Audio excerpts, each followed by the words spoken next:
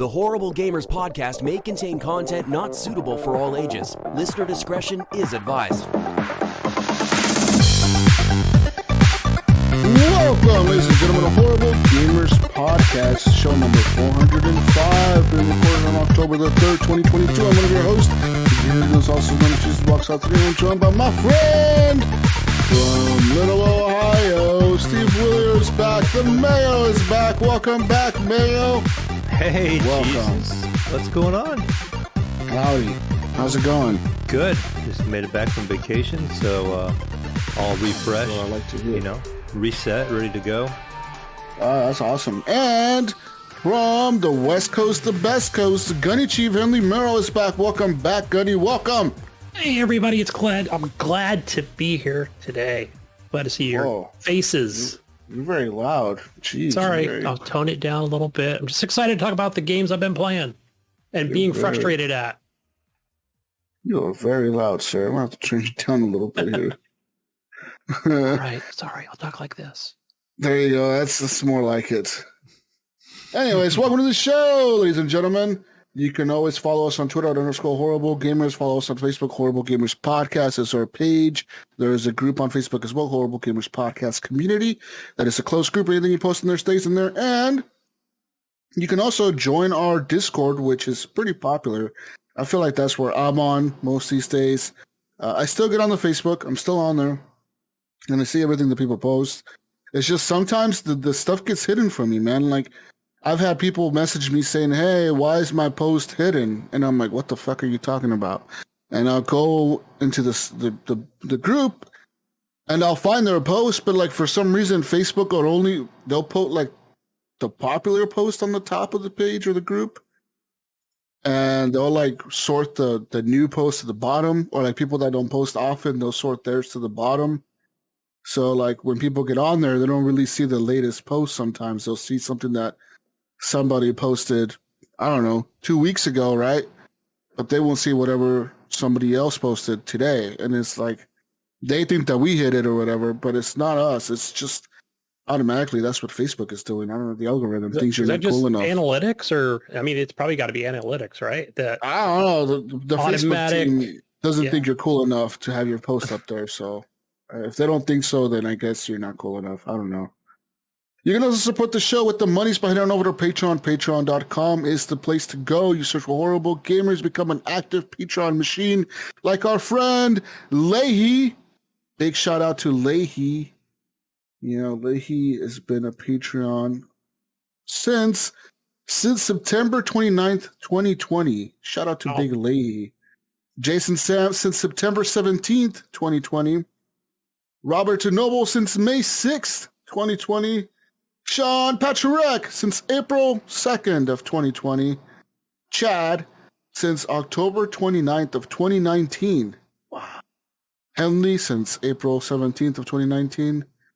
Pork Chapu since March 27th of 2019. Nipron since February 28th, 2019. Ooh, Nipron took the lead there. The best HGP host ever since January 27th of 2019.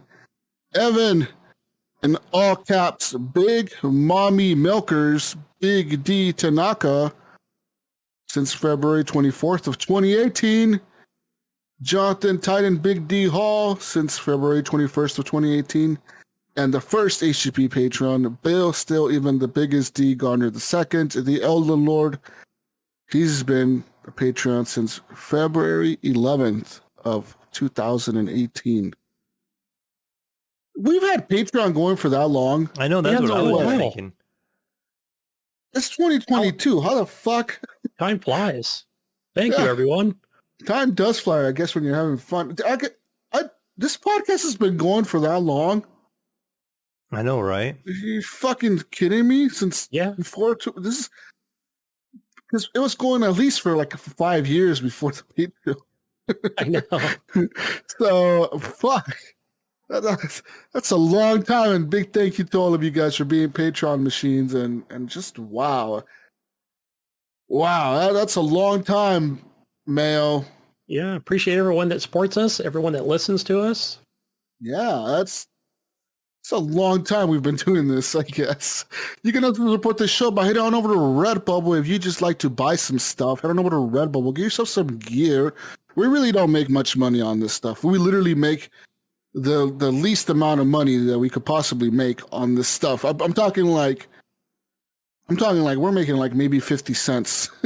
maybe what a dollar. Pennies on a dollar, right? How much did you make off of that notebook and stickers I got? It's probably like 15 cents. Hey, there's money in the bank. Inflation, it's like, yeah, it's worth. Head on over to Redbubble, get yourself some gear, some HGP items. You can get yourself a nice notebook, some stickers, put some stickers all over your car. I don't know, man. Get yourself a nice acrylic block or some socks because winter is coming. And yeah, so head on over to Redbubble, get yourself some nice gear. And big shout out to Phantom Mank for the intro and outro music to the podcast. Their music is great. Find them on Spotify, find them on YouTube, find them on Pandora, find them on Apple Music. You pretty much find them on anything. Phantom Mank is the artist's name. And yeah, they got some pretty cool chip tunes. And yeah, so let's talk about what we've been playing the last few weeks. I know we didn't have a show last week, or was it the week before that? It was last week because I was on vacation and. Oh yeah, it was last week. It was just I don't even know where I was last week on Monday. I don't remember. Yeah. You must be tired, Jesus. Yeah, it was 2 weeks ago. I don't remember. I don't remember where I was. But hey, before we start that, Jesus, I wanted to remember we were giving Mayo a hard time here because he was headed out to North Carolina, South Carolina, whatever, and then that big storm was coming to Florida, and I know they're not far apart. And I had mentioned that, does the Camaro float? You may not want to go, but you knew ahead of time, right, Mayo? Oh yeah. I was watching the weather, especially the whole time while I was down there. So I was Mayo down in was South out there, Carolina.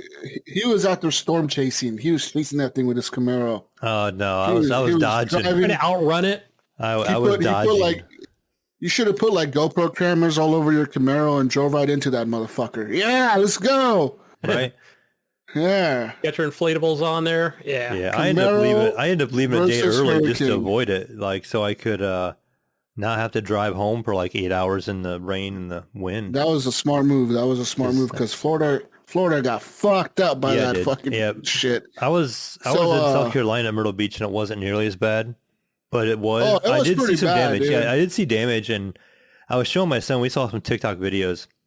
There's an amusement park right there in Myrtle Beach, and we were right at that park the day before that, like the day we left.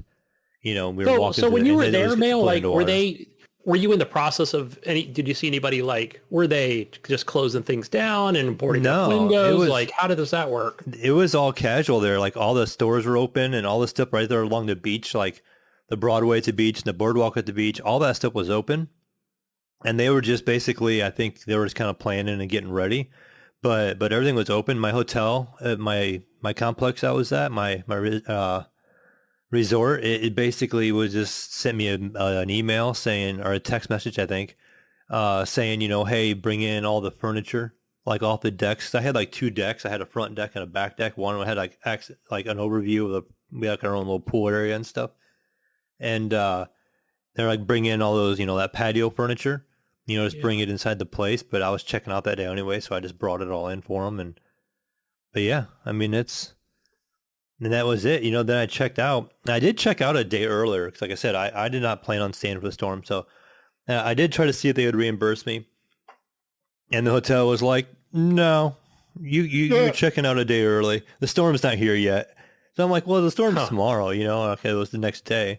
They're like, yeah, you could have checked out the next day. I'm like, I wasn't driving home in that. Was that just because of like how long traffic would be or whatever? Right? Everybody else trying to get out or not get out, but I guess even go to higher ground. I just didn't want to deal with the weather. Like, nobody was really leaving. Yeah. Like, there was other people there, and there was some people leaving that was maybe ending their vacation a day early. You know, but like a lot of the locals and stuff weren't going anywhere. There it is. Battening down the hatches, I guess, if you'd want to call it, you know. Some of the places you could see them, they were working on like their windows, make sure their windows were tightened up or something, maybe. You know, like you'd see them kind of working on windows and stuff like that on their houses and stuff. But, you know, it wasn't nothing like They weren't bordering up. They weren't putting sandbags down or nothing like that we've seen. Okay, that's what I was wondering about, sandbags or whatever. I know there was flooding, but I don't know what areas or. And I think where it you just were. flooded a little ways off the beach. You know, it went up where the hotel areas were at, and they're kind of built for it, I think. You know, Nice. but Nice. Did you enjoyed the joust? yeah, we went to a medieval time place, and that where they do the whole knights and kings. You know, we were treated like kings, and they give you food. It's all hand food. They give you a big old chunk of chicken. It's like a big old chicken quarter. And then they they have give like you a chicken. Hey, hold on. Did you have like that big turkey leg with the bone? Yeah, they called it like dragon meat, but it was you know it was chicken. And then they gave you it was supposed to be corn on the cob, but they gave you a piece of sausage instead this time. But it was like cooked, but you had to eat everything with your hands. And then they gave you garlic bread, and then you had like a goblet to drink out of and stuff. And then they give you a little like paper McDonald's or like say Burger King paper crown, and you put on. And depending on the seats that you had, you represented a certain knight in your section. So we were on the right, on the left side, and so there was in a section we were at were the black and white knight, but then right beside us was like the red knight, and I think I'm from what the other one was, the yellow knight, and on the other side it was like the red and yellow, the blue and the green knights, and so. They were our rivals, so we were supposed to boo them all the time. And when they were coming out, and even though it wasn't just our night, so it was going back and forth. My son was getting all into it. He's like, "Yeah, kill him, kick his ass," kind of thing. It was kind of funny. Nice. And yeah, so they do the horse jousting, and then the horses were out there doing tricks, and then they had some stuff where like they had like a live falcon that kind of flew overhead and made some passes and did some tricks, and then they did the jousting, and like on the second pass, they would kind of knock each other off the horses, or one would get knocked off the horse, and they would do like hand-to-hand combat, and they chose different weapons every time. But and you could tell it was very choreographed. But depending on the weapons they were using, it was pretty good fighting. I like how they worked it out and stuff, and it was pretty neat. Sounds badass. Sounds like some manly ass shit. It was a 2-hour show. I mean, so was there any wenches around? Yes, they mentioned the wenches, you know, and then some of no,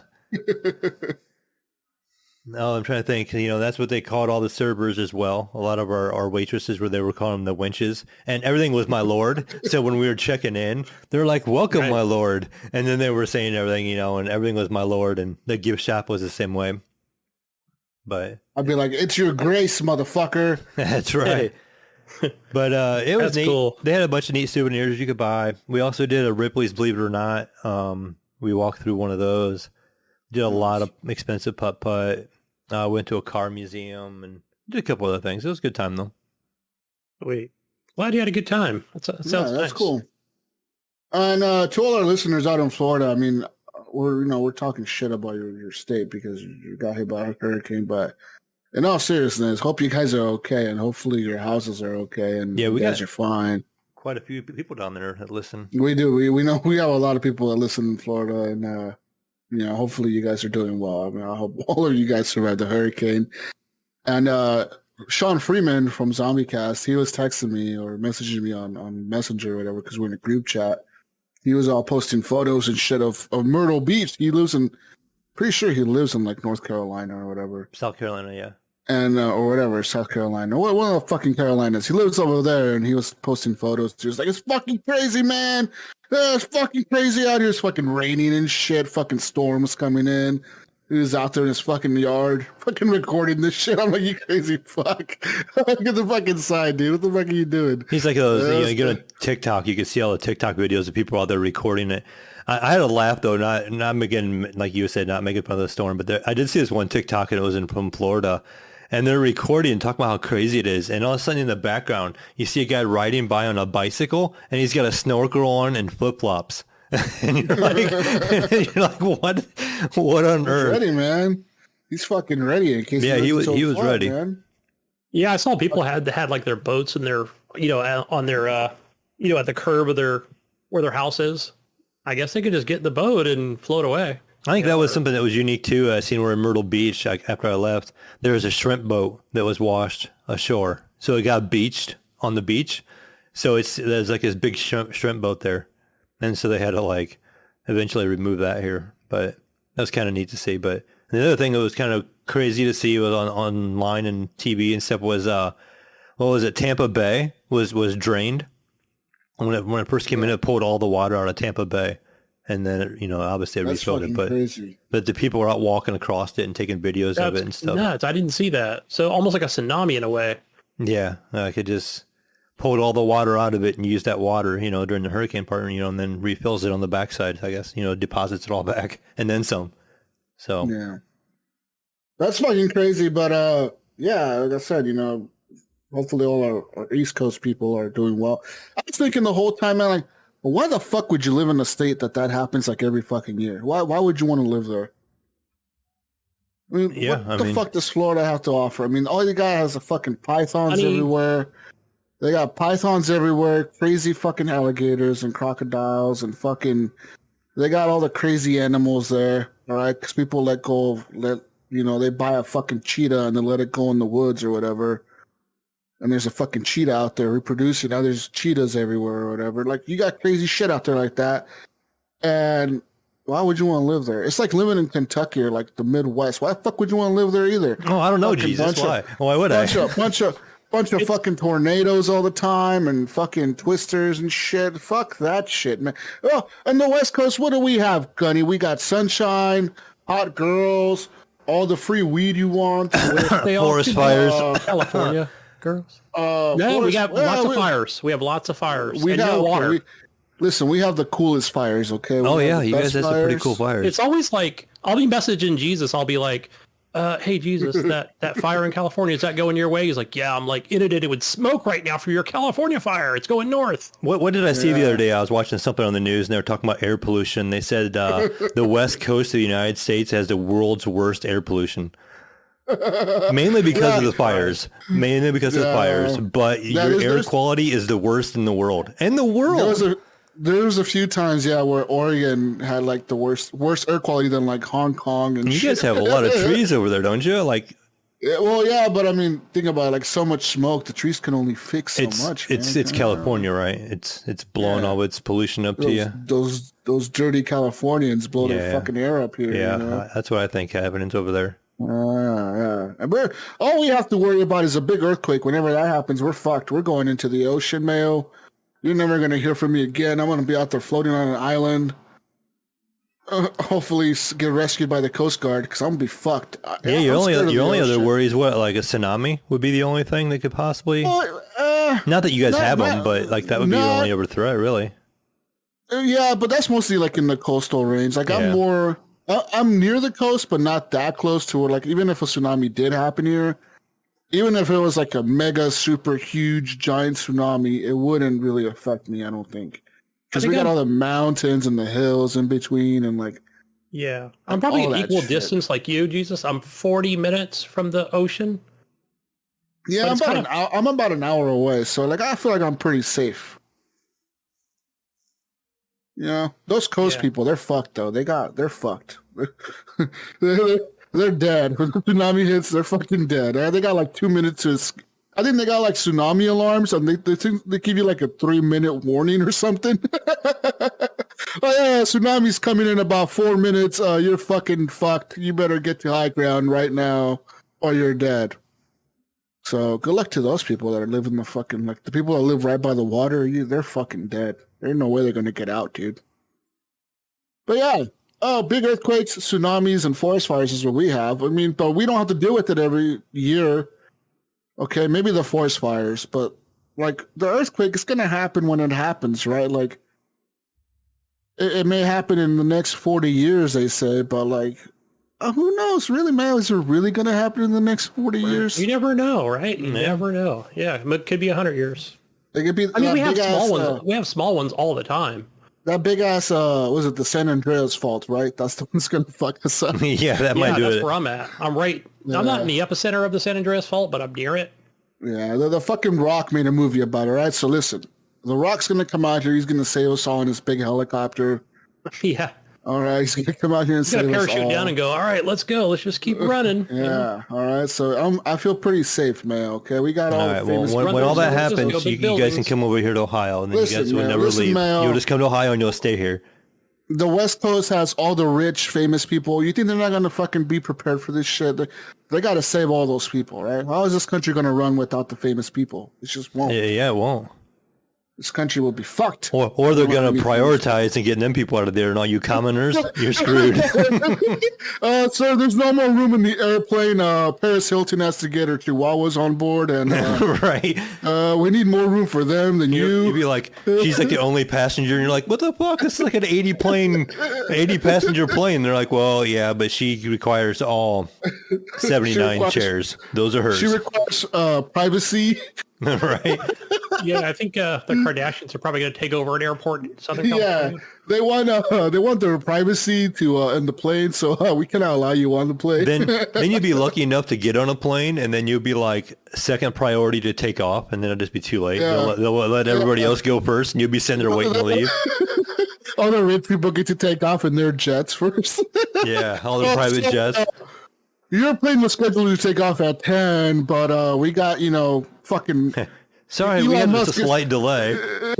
Elon Musk decided to take off right now, so you have to wait. Near the airspace. My gosh. We're fucked. We're fucked, Gunny. We are fucked if we get hit with an earthquake. I'm I don't know what I would... I mean, damn, like, I remember I was... what was it? I can't remember what year it was. 98? Was it the Oakland A's were playing at the time? Were they playing the Giants? I think it could have been like... Oh, yeah, I remember that. Kind of interleague play or something. But yeah, I remember just sitting there. I remember like shaking, going, what was that? My friends were like, what are you talking about? And then not even 10 seconds later, it was like everything started shaking. And people were bursting out of their homes, and I remember the electric pole fell over. And like, boom, like set the field on fire within seconds. Yeah. I was like, I remember they talk about that earthquake all the time here on the news, and they're always talking about how Portland would be just fucked. Like, they're like, yeah, Portland has so many bridges that won't even stand like a minor earthquake, let alone like the big one. And if that were to ever happen, you guys are all pretty much fucked. Like, there's no way firemen or paramedics or cops or anyone's going to be able to get to you. So you better be prepared to be out there fighting for food and shit with people, because, yeah. You got a lot of bridges here. You have 7 state-owned bridges, and then that doesn't include the Golden Gate Bridge, so there's 8. Dude, I think Portland alone, just the city alone, has like 7 bridges in it. There's so many bridges in Portland, it's fucking nuts. Well, it's called the Bridge City.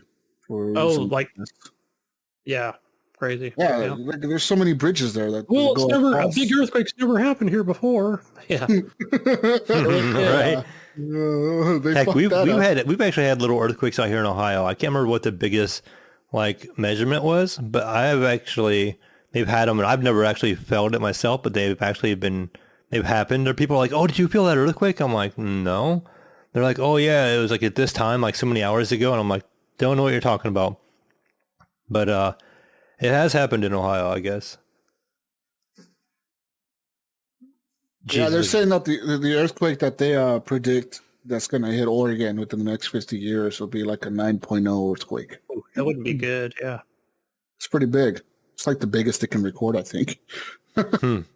So yeah, we're fucked. But anyways, till that happens, we're good, guys. West Coast, Best Coast. Fuck the rest of the country, y'all losers. A bunch of hobos live on the rest of the country. Right, Gunny? That's right. Hey, West Coast, all I can say is, Evan came out here from the West Coast and he stayed out here, so that's he what likes happens, it. Right? They get held captive, and yeah, he got held captive by we talked about Ohioans. that 2 weeks ago. Yeah, he's in the cult now. He's in the cult, huh? The Corin cult. Poor Evan. Evan, he went apple picking the other day. Oh, what the fuck? Evan, what kind of Californian are you? You wearing like a robe too, and some sandals, and singing Kumbaya? What's going on over there? It's fucking Evan out there wearing a fucking straw hat now and wearing suspenders and shit. Whatever happened to my Evan that wears like California shorts and? Yeah, he was out there in his little. Had a surfboard. He's got himself a nice little knee scooter, so he probably put it in all-terrain mode and then drove out there, because you guys like drive through the grass. You're like in the field and you're like along all these trees. And you go out there and you pick your own apples. And so, yeah, he came back with these, I had all these apples on my counter, and he had some fresh What It's the called fuck? homemade like lime pickles or something. But yeah, what he had have that, you and I'm done like, to oh, Evan? you went apple picking, didn't you? really, And he goes, yeah.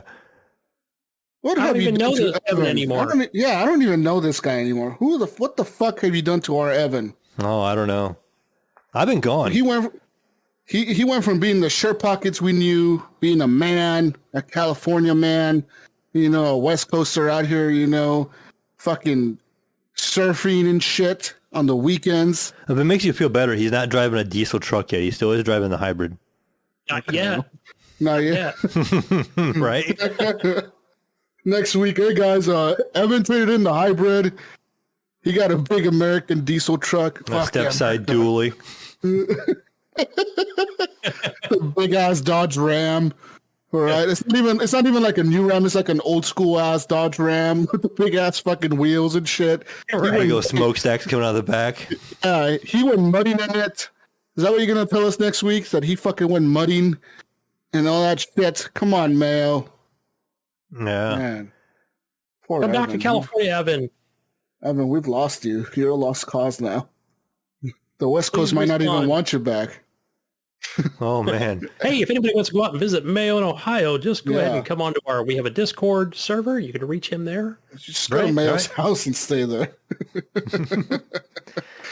I think Evan's gonna be You are leaving welcome. around like a little bit after Thanksgiving. Is kind of I think his plan. So I'll have time after then. I'll have an extra room. It'll be an opening, Right. a reservation Yeah. opening for 6 months. September. He's gonna do Thanksgiving the right way here. With the old fashioned way here. In Ohio without the technology. He's gonna be sitting down with the leaves all different colors, and we'll have the corn stalks, and I might take him down to the pumpkin fest so we can get that. What is it? That geez, here humongous we go. pumpkin pie and all that fun stuff. Damn. All right. Okay. Well, good luck with that, Evan. Yeah. Right. Anyways, let's talk about what we've been playing this week or last week or the couple weeks, I guess. Now I don't fucking know how long it's been. We've been playing games. Well, I have. I've played some games, Mayo. Yeah. Can you guess one game that I played? I can probably. If I had a guess, I'm gonna take two stabs at it. The first one's gonna be the little less obvious. I want to say Bomber Crew still. Yes. Okay, see, there's one of them. And then I'm also gonna guess the Call of Duty beta. Oh, definitely. Fuck yeah. Yeah, I figured you did. I did play some more Bomber Crew, and apparently I was corrected by one of the listeners, Vaderholic. He went back. He knows. And he apparently knows things, okay? I don't know. He's some kind of scientist, I think. I don't know. He's in our Discord, and he Good said memory. that Bomber Crew was on Game Pass back when I was playing it in 2018. And that's where I was playing it. So I was apparently mad at Microsoft and cussing them out for no reason. I guess thought I'm it was sorry, on Game Phil. Pass at one point in time. I didn't look it Well, up. It must have been because I was swear I owned it.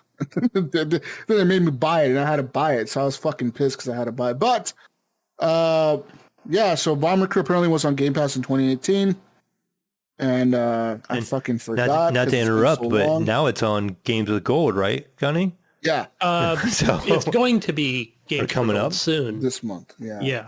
End of the half of the this month. Yeah. Oh, like on the 15th. I hate when they do Yeah. that. Why the fuck don't they There's a send the change. beginning? There's a change to it. I'll talk Fucking about them. dumb. So they know what to look forward to. But they must have listened to the show and said, you know what, Jesus, just to spite you, we're going to give it away for free next month. Yeah. You just bought this shit for $25. We're going to give it away. Fuck you. I know. I saw Chivalry 2 is coming to Game Pass probably here in a couple hours. So by the time you hear this, it'll be available. Great game. Great game. It should be fun. To get that game if you get it. I should it's preload fun. it. Yeah, and I think Vetterholic or somebody said, damn, I just bought it too, like a couple weeks ago. That game is fun. I played on the PC though, but I bet with that on the Game Pass, it might get people on the Xbox. I don't think it's crossplay. I honestly don't think it is. And but I do think it's crossplay between like Steam and I don't even know if it's on Steam. I think it's only on Epic.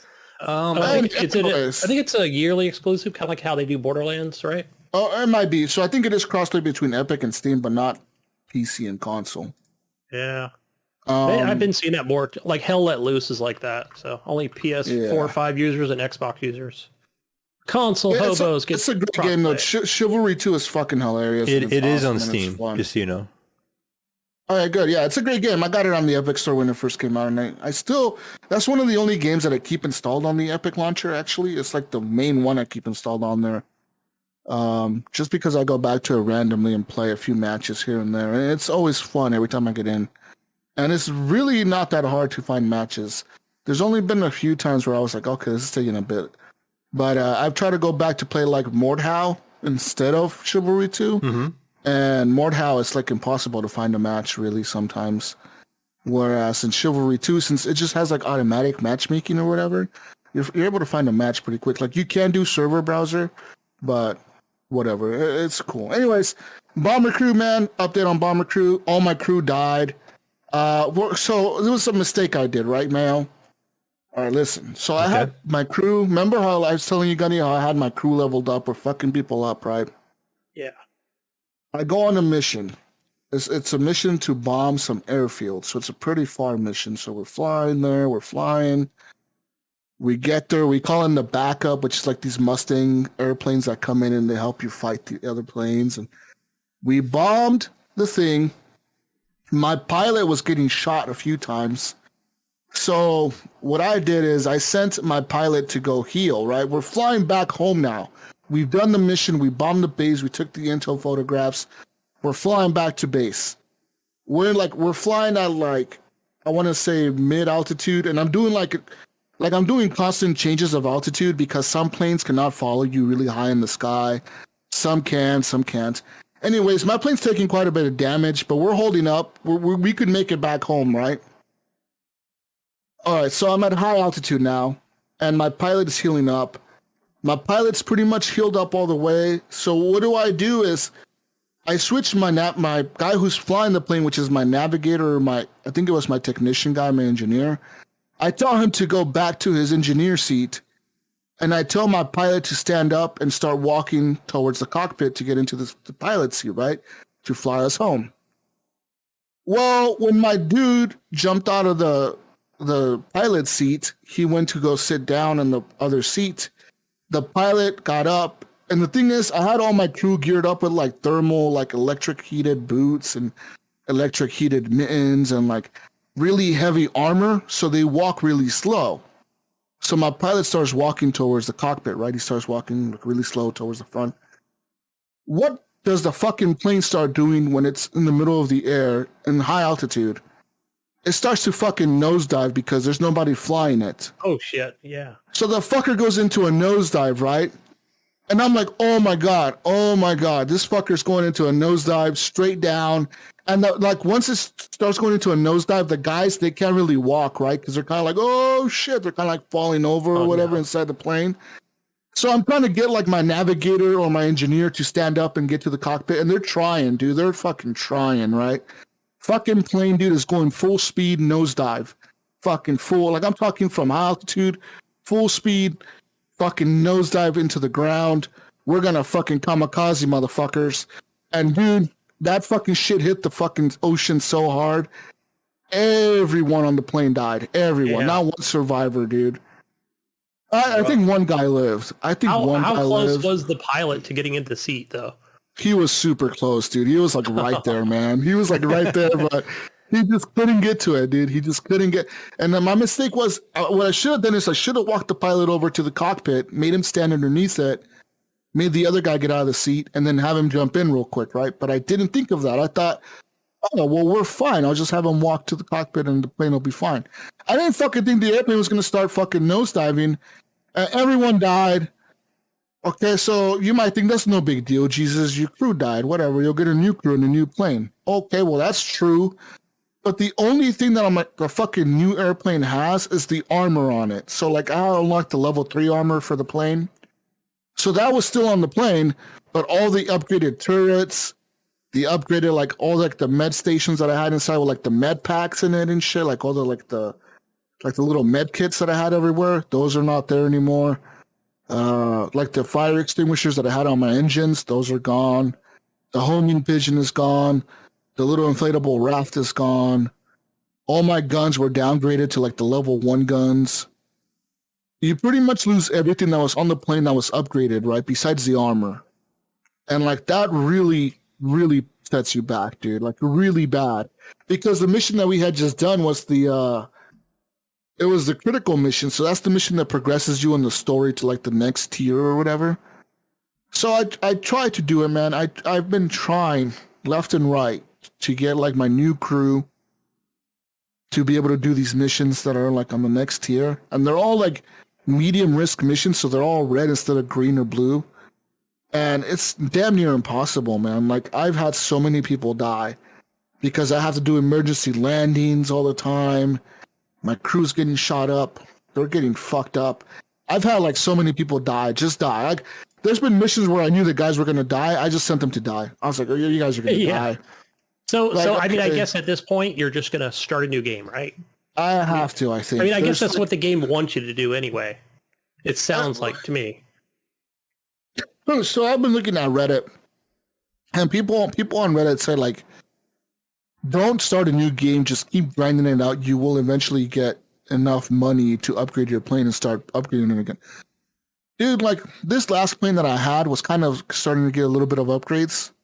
What happens is send me into this mission where I had no chance. I literally took off from my airfield, was barely even like not even like that far away from my base, and I already had like people dying on my plane because they're getting shot. It was fucked, dude. I don't know. So I'm gonna have to start a new game again and start all over and not make that same fucking mistake of letting somebody not sit in the pilot seat. You know what I mean? For long or whatever, because that fucker will crash, dude.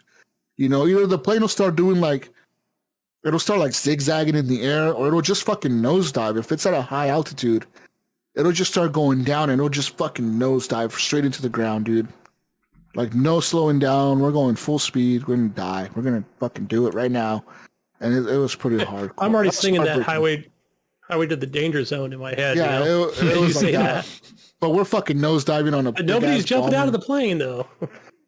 And the thing is, you can have parachutes for your guys to jump out of the plane, but the problem is that if the plane is in a nosedive, they can't walk in the plane, dude. You know, like they're literally that's why my pilot couldn't get to the pilot seat, because he couldn't fucking get to the pilot because the plane was in a nosedive. He can't walk forward, you know. So yeah, it was a big mistake that I made. But yeah, Bomber Crew is a punishing fucking game, but it's fun. I love that game.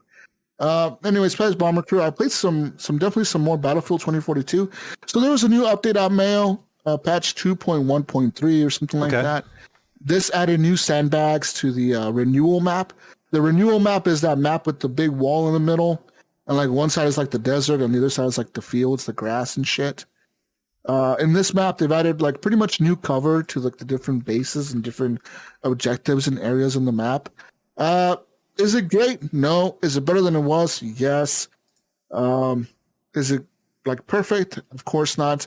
They also added new guns to the game, new unlockable weapons. The M1911 is now available, as well as the P90 and the GOL sniper rifle. And these are all guns from Battlefield 3. So these are guns from the previous Battlefields that are being added to this Battlefield. Just like before, the M16 and the M60 were added. You have to do certain challenges with the guns to unlock those guns. So to get the GOL sniper, you have to get like 50 kills with the certain sniper rifle, and you have to get like 100 spot assists with the SOFLAM goggles or whatever. So you have to spot 100 enemies or 100 vehicles or whatever to be able to unlock that. And then for like the P90, you have to get like 100 kills with like an SMG, I think it's the V car that you have to get 100 kills with, and like so much like 50,000 damage with SMGs or something. And then to unlock the pistol, you have to get like 3 kills and 1 life with the sidearm. Like you have to use any sidearm, but you have to get 3 kills and 1 life and some other shit. And I don't really care for the 1911 because this is a stupid fucking like old pistol that is kind of trash compared to what they have in the game now. But I do want to unlock the GOL sniper, and I've been kind of grinding on that a little bit. It's kind of a slog, man, because I'm not the greatest at sniping. But I'm trying. I'm trying. Also, I'm almost at Specialist rank 1. That, you know, It's been a grind to get to level 100 in the game. And that last level was like a lot of XP to get to 100. And I'm almost there, though. I only got like 20,000 XP left till I get to level 100. That gives me to S1. And I don't know how long it's going to take to get to S2, probably forever. But yeah, that's Battlefield 2042 for you guys. Another game that I played, of course, was the Call of Duty beta, Modern Warfare 2 beta. Of course, I had to play this, Mayo. I ended up buying the Vault Edition on Steam. So the good thing about the Steam one is that Steam actually you launch the game via Steam, and all you have to do is link your Call of Duty account while you're in the game. Like, it'll tell you, like, hey, do you want to play with, like, your Activision account that you have for your other Call of Duty games? And I'm like, yes. It's like, okay, link your Call of Duty name, boom, boom, boom, you log in. It had me make a new username, which was weird, because my username is Jesus Rockslot, but it had me enter it again, so I entered it, and it gave it to me. And man, Modern Warfare 2 was a fucking blast. I am in love with that game. I love the modes that are in it. I like the prisoner mode, where you like have to like get these. There's 2 prisoners on the map. One team is defending them. One team is trying to go grab them. But each team only has 1 life. Like, if you get shot and killed and downed, then you're out. But your teammates can revive you. So it's kind of like you got to kind of play strategically, right? Because like you could be down 4 guys, but then if you're able to revive your teammates, then you can get the upper hand, and be able to get your teammates back up and running and get your guys back in there to fight. Also, the cool thing about that mode is that it's kind of like almost search and destroy, but a little bit better, because all you have to do is kind of go and grab the prisoner. So you carry him. When you're carrying him, you can only use your sidearm as the guy carrying him, but you can still run with him. You can still run with the guy while carrying him. Kind of like a Rainbow Six Siege situation. Yeah, you're carrying a hostage home or whatever, right? But all you have to do is get one guy out and you win the match. So if you're able to get one of the prisoners to the extraction zone, you win the match as the people trying to get them. And you're of course, if you're the guys defending, you have to defend till the timer runs out, which is like a 2-minute timer or 3-minute timer or something. But you defend till the time runs out, or you kill everyone on the other team, right? That's how it is, right? So, cool mode there. I really enjoyed that mode. I love the game. The gunplay in this shit feels awesome. It feels like Modern Warfare, what I'm used to. The mounting is back. You can mount your shit on everything. I was mounting my gun on the walls, on the fucking plants, on the fucking window edges. Evan was showing me too, where like when you're hanging from like a ledge or something like that, you can pull out a pistol and you can shoot like one-handed. Yeah. It looked kind of funny. Like the angle looked like he was kind of like dislocating his shoulder to move it around. But he's like, look at this. You can like, move your pistol around. I thought that was kind of neat. Like he was hanging off of like a windowsill, I think. Yeah. And then he was like, you can also shoot. Yeah, you can also shoot people while you're climbing up ladders. Like you pull out your pistol if you're climbing up a ladder. And that tactic is a tactic that I used a few times during the matches. People weren't expecting it, I don't think, because the game was so new that I don't think people were expecting people to do this. But what I would do is if somebody was like say I was running down the fucking, because there was a big map in the game. It was for ground war. There's like a mode called ground war, which is like 40 versus 40 actual players. And there's another mode called like war zone or like war something. And that mode is like 20 of you guys versus 20 of the other guys. But there's also like enemy AI on the team, like on the other team and your team. Like enemy AI will spawn in and they'll fly in helicopters and shit or whatever. And like in that mode, every so often a plane flies by, like a cargo plane will fly by the map, and it'll drop care packages for both teams. It'll drop like 4 or 5 care packages like near your side of the spawn, and it'll drop another 4 or 5 care packages on their side of the spawn. And there's still objectives and stuff, but the goal is to like get the most kills or the most points or whatever. But there was a few times where I was running down the street on one of these, like the city map. It was like in Mexico or something, like this little village. I'm running down the street, this guy's shooting at me. I take off running back. I go around this alleyway, and he, of course, starts to chase me, right? But he wasn't expecting me to be like halfway up the ladder by the time he came around the corner. And I would just fucked him up with my pistol, man. It was like a 2-shot, 3-shot kill. And nice. I got a few people like that. It was pretty dope. I can see that change coming to, if not already, into Warzone, right? Where you go up a ladder, but you can't exactly turn around and shoot like you can in this game. Yeah. Maybe you It's can. fucking cool. Could be an update. It looked like it played really well. It looked like it's really well optimized. Evan was playing it here. I did not play because I was kind of getting ready to leave, and it was that weekend. I was kind of getting my things packed up, and like it was like the day before I left. He was when he played the most, but we kind of turned it down graphically, and it still looked really good.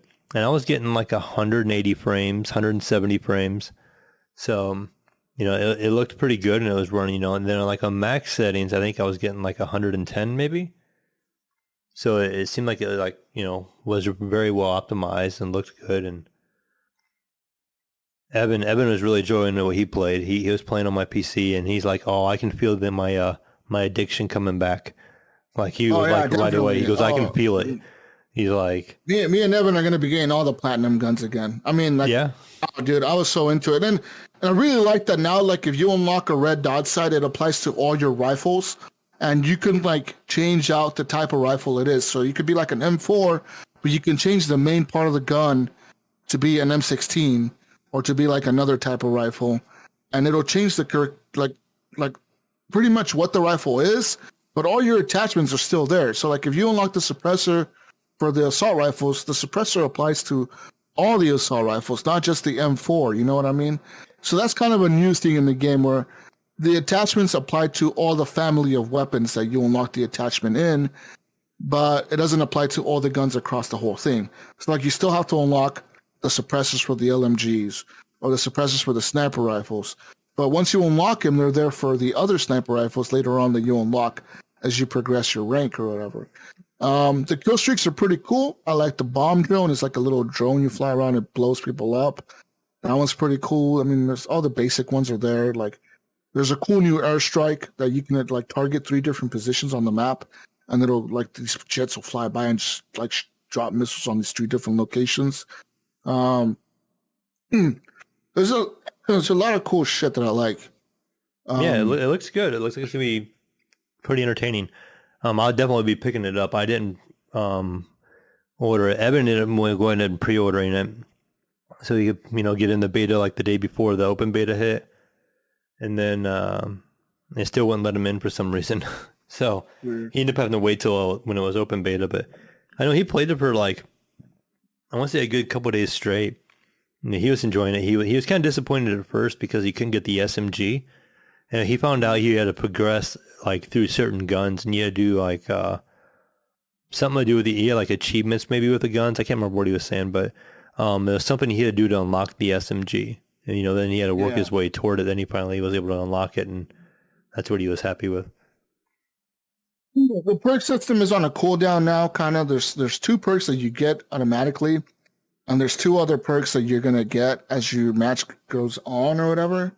So I don't know if those are based on kills or if they're based on a timer. To me, it seemed like it was a timer, because regardless if I got kills or not, there would be times where the perks would just kick in. And, so I feel like those are cool. I like them. I mean, because they put the ones that are kind of like the better perks on the timer. So they put like Hardline on a timer. They put Dead Silence on a timer and stuff like that. They put that on a timer like Ghost and stuff. But they brought back the ability system from Modern Warfare. So that's where you like press X on the keyboard and you put up a little shield, or you put up like whatever, like different things. You like a tactical insertion or whatever, or a portable jammer. You put those down. So they have that back in the game. They've added new stuff to that as well. They've added some cameras you can put down now. There's like these tactical cameras you can stick on the walls or whatever. And they'll like, it's not like Black Ops 1, where in Black Ops 1, if you put up a camera, it had like a little window on your screen that you could see the camera, what it was viewing. In this one, the cameras are like, since there's 2 of them, it'll flash red when there's something near them, like something's moving in front of them. And then you have to like click on them, or you have to like press whatever thing it is on your keyboard.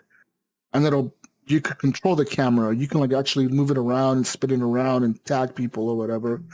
And it's kind of a different thing. I kind of didn't like that part of it. I wish it was like a window thing, because that would be way more useful for me. You could just put that up on a window, or like you could put that on a hallway where you're sniping in a room and put that in a hallway so people can't sneak up behind you. But I look forward to playing this fucking game, man. Like, I was so into it. and I had a blast playing the beta, and I look forward to playing the campaign. And yeah, I'm glad that it's back. Modern Warfare 2, man. And it feels good. Nice. Glad to see it's on Steam too, right? Probably because Microsoft's going to buy them anyway, so everything's going to go on Steam again. Besides the yeah, and you can also still buy it. You can also still buy it through Battle.net, which I was going to, but as soon as I found out I could buy it on Steam, I just bought it on Steam and uninstalled Battle.net real quick. Like I was just like, yeah, uninstall Battle.net, go to Steam. Fuck this. But yeah, besides Modern Warfare 2, Call of Duty and Battlefield and Bomber Crew, other games that I played recently. What else have I played? I played a little bit of that You Suck at Parking. I played a little bit of that. Not a whole bunch. That a little more. That game is okay. It's not the greatest. It's a fun 10-minute game for me. Like I don't want to play that for hours. I know there's people that probably do, right? And that's cool. I've been doing like 30 minutes of it, maybe a day. I could do like 10 minutes of it. I got bored really fast. I was like, no, I can't do more than 10 minutes of this shit. Like I can't do this no more. Fuck this. It pissed me off a few times, people crashing into me and they push me out of a parking spot, then I lose. And I'm like, what the fuck? I was just there. Like, this sucks. You know what I find, Jesus, what I've been doing, or my strategy, not that this is just me, right? I haven't gotten it from any YouTube videos or anything, but like I'll try for one parking spot, and then what I'll do is, so let's say I land it right on the 10th try or whatever, and a lot of times I'm just restarting anyway. I'm just pressing the start button, restart the entire thing instead of down on the D-pad, right, yeah. Which leaves the car in place. So then I'll work on the second one and the third one or whatever. Then I'm like, okay, I think I've got all three down. So then I just kind of go through it and then just try, doing it that way. Versus like, I think you get like 7 or 8 cars or whatever. Like, yeah. I don't know, maybe around the total number of vehicles you get. I was doing mostly the online because I tried the campaign and it was kind of boring. I was like, this is fucking boring. But the online was pretty fun. It was fun having to compete with other people. I think that's kind of why I liked Fall Guys. I like the online component of it. I don't like playing by myself, I guess. I don't know. Yeah, I can see that. Why that would be the randomness of it, of people messing up and stuff like that. You crash into somebody, knowing that you crash into somebody on purpose. And you ruin somebody else's game. You're like, haha, loser, this is my parking spot. Yeah. So that's kind of what I was having fun with. But what else have I've downloaded Deathloop, but I haven't launched yet. I have it both on my Xbox and on the PC. I'm probably gonna play it on the PC though, to be honest. I played so much of that game on the PS5 that I never beat it, but I played a lot of that game on the PS5, like a lot of it. And I don't even know if I want to play it again. Like, I know what it is. I've been there. I've done that. Like, yeah, it's on Game Pass. I guess it's not free. It's part of the subscription, right? But it's that replayability. It just doesn't really feel like it. Yeah, I've only done the first mission part of it. And the whole, and the thing about that, Mayo, is that the whole game is replayability. Like, you have to go back and do the same thing over and over and over. But do you want to start over and do it all over and over and over again? You've done it once. I've done it once. I like the funnest part for me was the online invasion, where like you go into other people's games and try to fuck them up. And I was like, I might just play that. Like, I may just get in there and just do the online multiplayer where you have to get into other people's games and fight them or whatever. But I don't feel like I want to play the campaign again. I've been there. I've done that. I never saw the end of it, which I heard that they, like, the new one that they released or whatever on the Xbox Game Pass. And I'm pretty sure the PS5 one, if you owned it, got an update as well, where they've added new content and new story details and new endings to the story or whatever. I guess maybe it's better now. Maybe I should play it to see what the new ending is. But I just don't have the desire to, So there's that. But besides that, today I ended up buying Marauders on Steam. I literally played like, I want to say probably 10 minutes of it right before the show. And I don't know what the fuck that game is. It looks like Escape from Tarkov. Me and Mayo were sitting here. I was watching. I watched a little bit of John and Michelle play. Tarkov. from VGO, and it is that. It is that, but it's not that. Okay. Escape from Tarkov, you spawn in the map and you kind of know what you're doing. You're in the map looting. In this shit, you spawn in on a spaceship and you have to find another spaceship in the fucking space that you're in that you have to dock with. But during that time, while you're flying your spaceship around, there's other spaceships flying around as well. And those spaceships can shoot your spaceship. So what happened to me today when my first match that I ever played of this game, I launched in the game, right? And you're in this weird looking, like old looking spaceship, Gunny. Like there's no windows. It looks like a piece of shit. Like everything's rusted. It's got that third person. So I'm looking.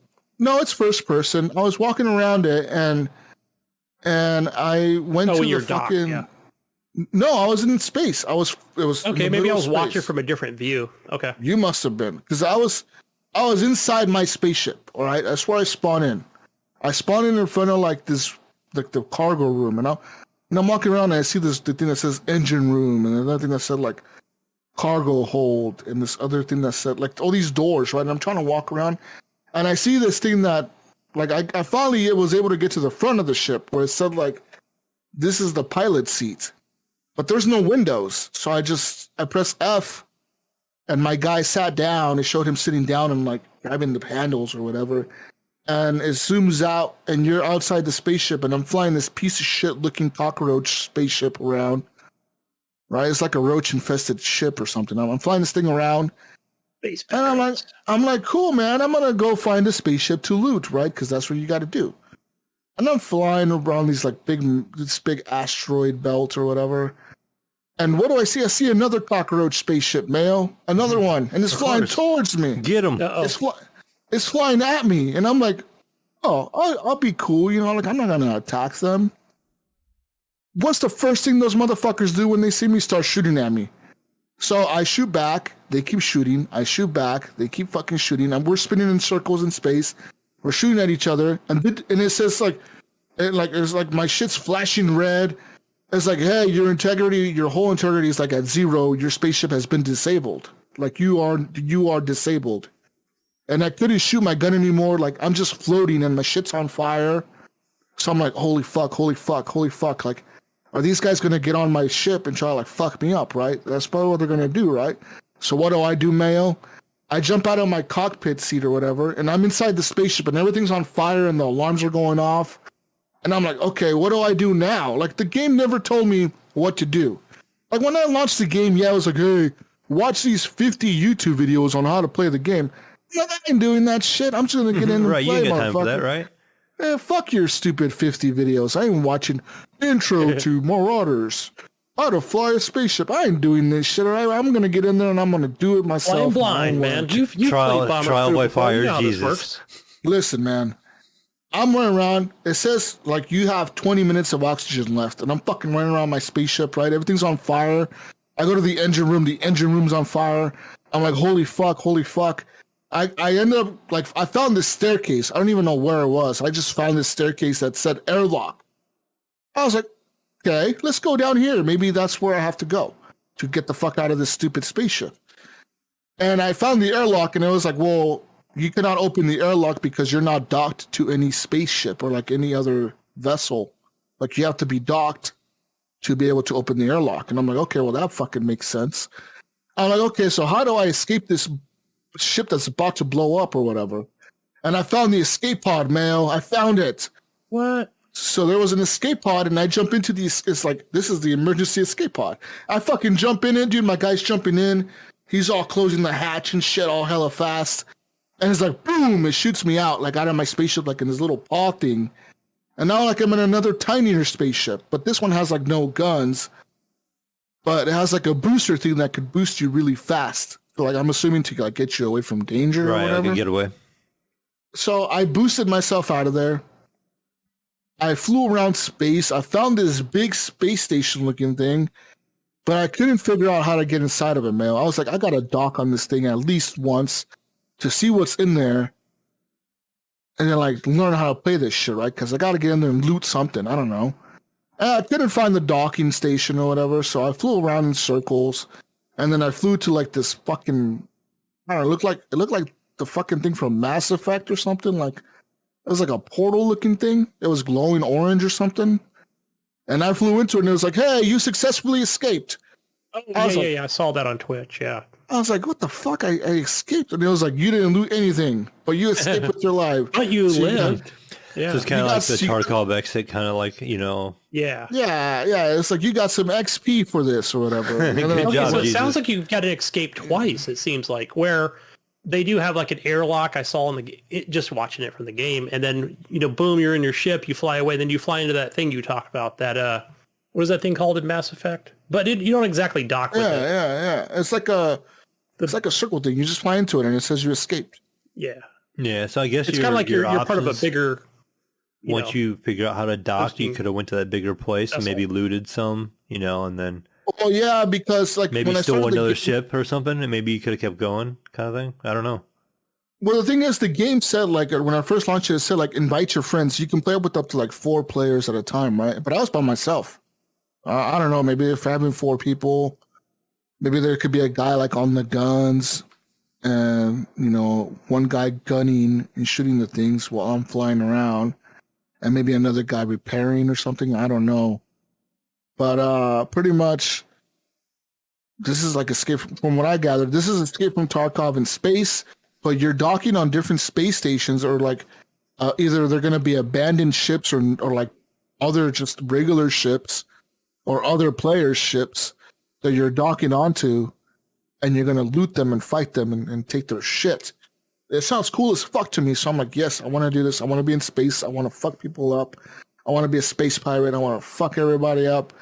So I want to play this game. If somebody's playing this, hit me up. I want to play this with you. But yeah, maybe you should get this mail. It's only like $30 on Steam or whatever. It's early access. Yeah, it's got just a small hint of, I would say, a little bit of Fallout, not vibes, but more. It looks like it's sort of a little Bioshocky almost, but but not quite. Yeah, it looks more like Bioshock. Yeah, you're right. Where like the weird valves everywhere and like steam pipes. Yeah, the style of the doorways and stuff. But color palette. Yeah, so I tried that today, and that looks kind of cool, man. So I look forward to playing more of that. Also, World War III went free to play this week. I heard that. Okay, yeah. Finally went free to play. I've been seeing like said 20 he jumped players on. consistently on Twitch. Yeah, he said he jumped on and had a hard time finding a match. And I'm like, that's something that we kind of were worried about initially, but we was hoping since it was free to play, you know, when we were playing, it was a little harder. But now that it's free to play, you thought it would have been a little bit better. He said he was having a hard time finding a match. So I don't know. I think that was just based on the match on the servers or whatever, because I think the servers. You got to spin up more servers if they're going to make it a free to play. Come on. Right now the player count is 4,000 players. I mean, that's pretty. Yeah. I would say that's enough to find good matches. Yeah, I would think. Because I mean, when I tried playing it a few weeks ago, it was at 98 players. So I mean, 4,000 from 98 is a big jump. The highest peak was pretty recent. I think they reached like 10,000 players recently, not that long ago, or like 11,000 players. This was like on September 30th or 31st. So there's that. Popular Twitch streamer was probably playing. The game is it's weird, man, because I jumped back into it, right? I re-downloaded it. I was playing it, and I played a little bit of Tactical Ops. I played like maybe 2 matches or 3 matches of it, and I don't know. I used to be way better at the game, man. I don't know what the fuck it was that I was doing wrong, but it felt really hard to shoot. But it's a good-looking game for a free game, and I really want to play more of it, right? Because obviously, I mean, I paid for the beta before or whatever, so I kind of want to get in there and keep playing it and unlock some stuff. The cool thing about the unlocks in that game, or like I would say people would call them pay to win microtransactions, but they're not pay to win. All the microtransactions really are mostly, for the most part, cosmetic like microtransactions. So yes, you can buy things for your guy that make him look different or whatever. And I guess if you want to say they're like a pay to win, I guess the one thing that's pay to win is the kill streaks. You can pay a certain amount of money or ticket or gold or whatever the fuck it is you get in the game to unlock blueprints like the bigger bomber plane or the little helicopter thing you fly around or the tank or whatever. Like you can unlock those earlier if you buy the blueprint for it or whatever, right? So you can use them earlier. That would have been nice to have the tank or the drone early on. Yeah. Not the drone, but what is it? That little toy truck or whatever that's called. Yeah, I don't plan to do that. I mean, I don't know if I got anything from being a beta member. I'm assuming we got something, right? Like some kind of badge or gear or something for being a beta. I'll hop on and look. But yeah, the one downside to the game was the download speed. When I went to download it, it obviously, even on Steam, it has you download their like launcher thing, and then it downloads the game from that launcher. So the initial download is like 100 megabytes from Steam, but then once you launch the launcher, it has you download the actual game, which is like 80 gigs or 50 gigs or whatever. But the download speed on that was horrendous, man. I don't know if it was because it was like that one night where everyone was playing last week, but I was trying to download this game and it literally took like 2 hours to download. I started the download like at 6 p.m. I didn't get to play till like 8:30, dude. Wow. It was bad. It was like really, really, really, really slow download speed. So I'm like, what in the fuck is going on? And like, even to like, I was like, man, did I pay my internet bill this month? make you question. Yeah, I'm over here. Like, I even went to Google and started doing like speed test and shit. And like, fuck, my speed test was like 900, 800, 900 megabytes, 1,000. I was reaching the gig speed, and like the game was downloading for shit. Like it was just like super slow, and like I know it wasn't my like PC because I had just downloaded some Steam updates, and those were like zip fast, man. Like 10 seconds, 5 seconds. Like a fucking Battlefield 3 50 gig update was like a minute. You know what I mean? Like it was fast. So I'm like, it's not my computer. So what the fuck is going on here? And I don't know. Like I said, maybe their servers just really are trash. I don't know what the fuck's going on there. Maybe that's why your friend was having issues. I remember with Conan Exiles. I almost said Barbarian. Yeah, like it kind of does that same thing, where Mayo, you would know more about that, right? Where they don't, where they say to Steam, like, hey, look, we're going to have our own kind of launcher, but, they download it off of our client, not the Steam client. Mm-hmm. So, yeah, because I was like, hey, what happened? Like, oh, I think like he was telling me initially, it goes off of their server, so. Game files. Well, Jesus, I'm installing it right now. Okay. I launched did the initial Steam download, and I'm doing the World War III launcher download now. And it says like 40 minutes right now. So it's not bad. You might be closer to their server station. Yeah, I mean, I paid for 1,000 meg down, so I have pretty good internet down. But right now, I do too. It's just I'm only getting like the bigger the 25 down right now, but it was at times 7, so it's like 200 down right now.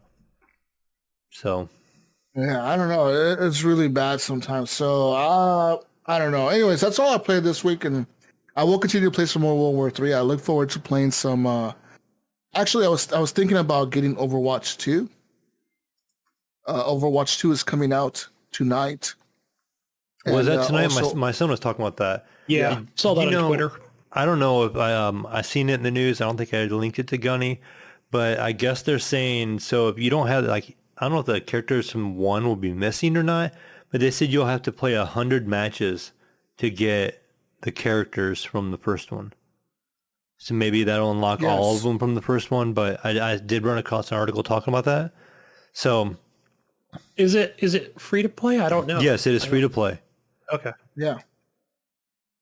Overwatch 2 is free to play, and like it comes out tonight or tomorrow, actually. It says here that the servers will go live at 11 a.m. Pacific time, and that Overwatch 1 is shut down as of tonight. So I think they already shut down Overwatch 1. The servers are offline. So, but if you had credits in Overwatch 1, they will carry over to your Overwatch 2 account. My son was telling me he watches a bunch of streamers, and I think it's XQC. I guess he played a lot, and he was taking pride in like having like 1,500 like loot boxes or something like that. He was telling me, and he never opened them. But the game, I guess, automatically makes you open them all now. So it opened them all for him. And he was so mad. He was like, oh, no. So he had all these boxes that he never opened. He was wanting to keep them closed. And it opened them all because I guess it's probably going to open them and then, like, I don't know if it'll liquidate them and turn them into credits or, your items, or if the items will transfer or what, or how that'll work. But yeah, it opened everything he had and he was trying to keep them closed on purpose. So I guess he was a little disappointed in that.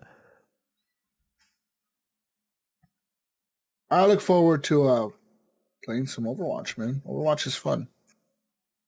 I don't know if I ever played that game. I've never played the first one really. I owned it and then I never really played it. So maybe I'll try to jump on this one.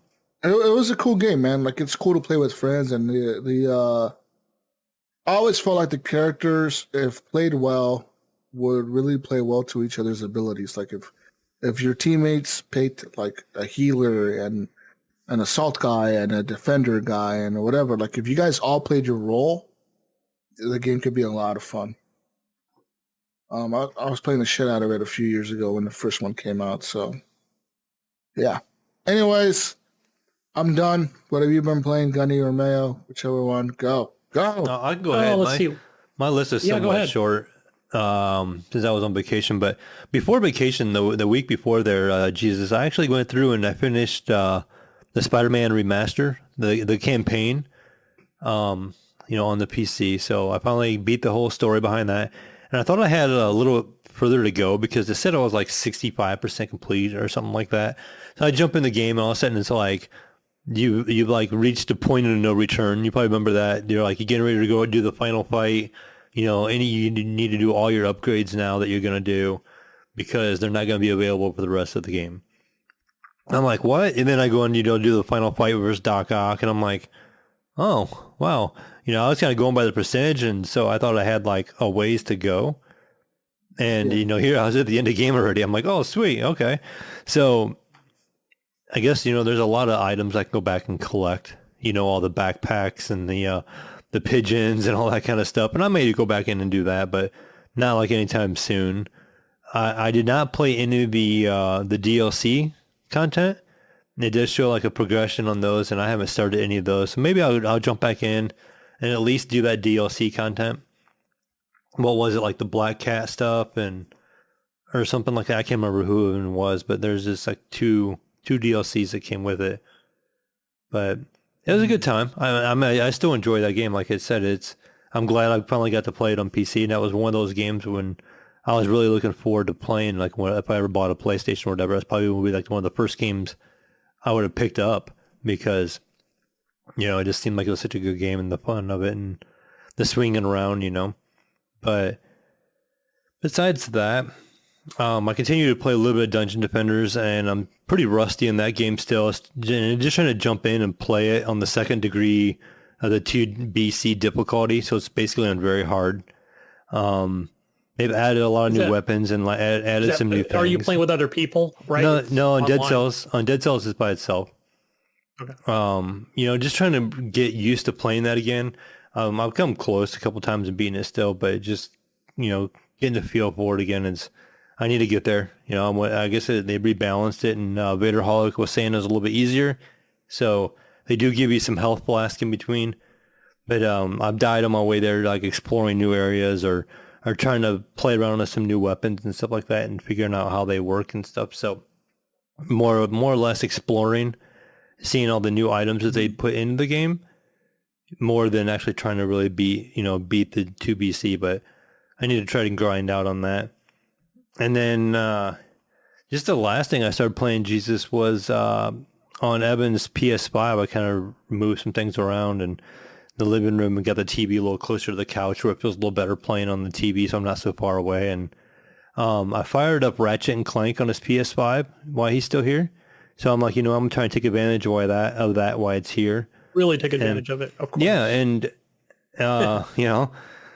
enjoying that a little bit. You got your own controller, don't you? I do. I do not have it synced up to his PlayStation, but I've been using his.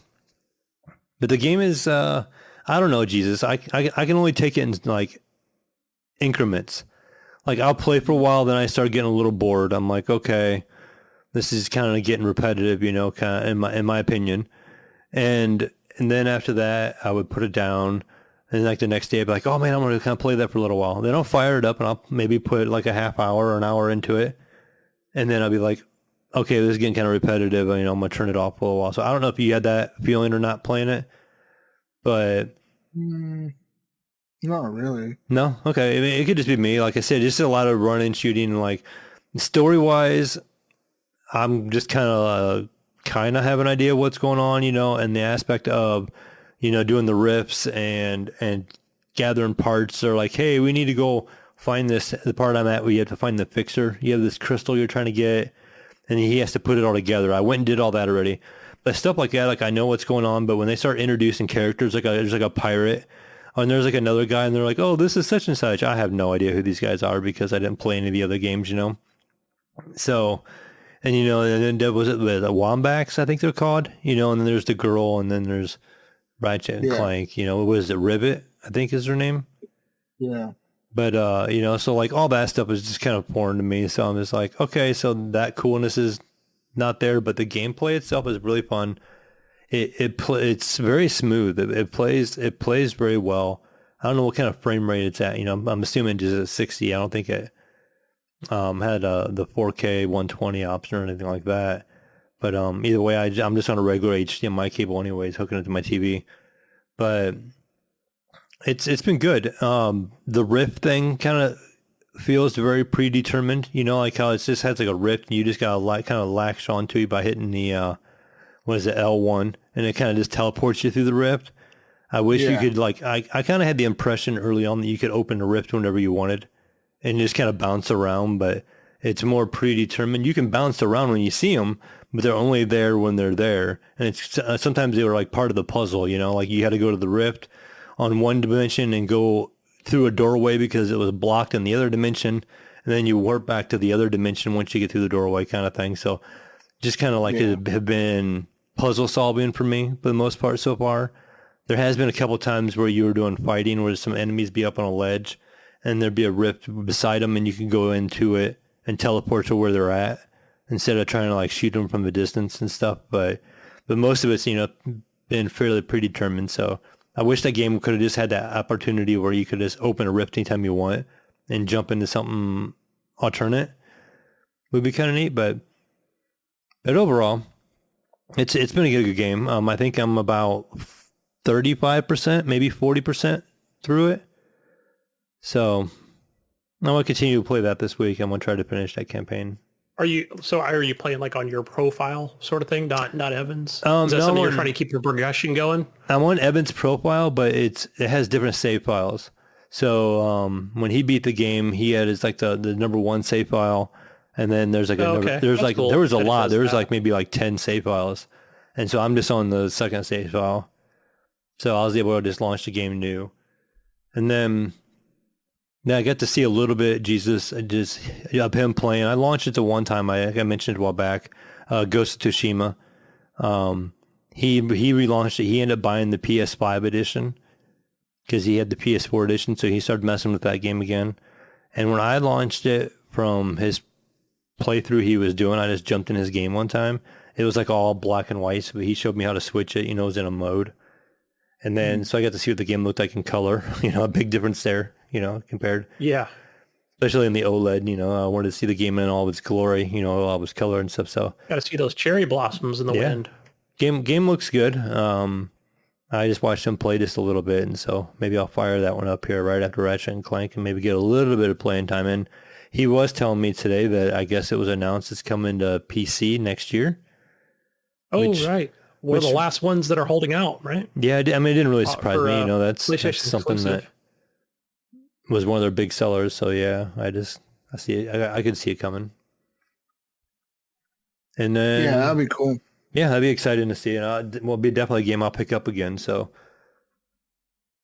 but that's pretty much been it. Besides vacation and just kind of being on the run. I did. The run, holding Evan captive. Good deal. Vacation. Kind of locked up the whole time while you're on vacation. That's cool. Yeah, I kept him here with the dog. Told the dog to keep an eye on him, not let him out of the bedroom. And he was he's locked in his room, and so. But, nice. Did you play that game I recommended to you, Mayo, called Moonscars? No, I did not. I seen it on Game Pass. I did not start it yet. I played probably 40 minutes of it. It wasn't on my list, but I was just thinking about when you were mentioning Dead Cells. Yeah, it looks like that, that oil painting kind of hand drawn, has that sort of look to it. Not as good as like a Dead Cell, geez. Now I'm gonna mix up games here. Dead Cells, but yeah, I don't know. It seemed a little confusing, and they kind of do some things with where it's just kind of like a tutorial, basically starting out. You've got amulets, you've got a sword, right? That sort of thing, and side scrolling, same controller configuration as Dead Cells.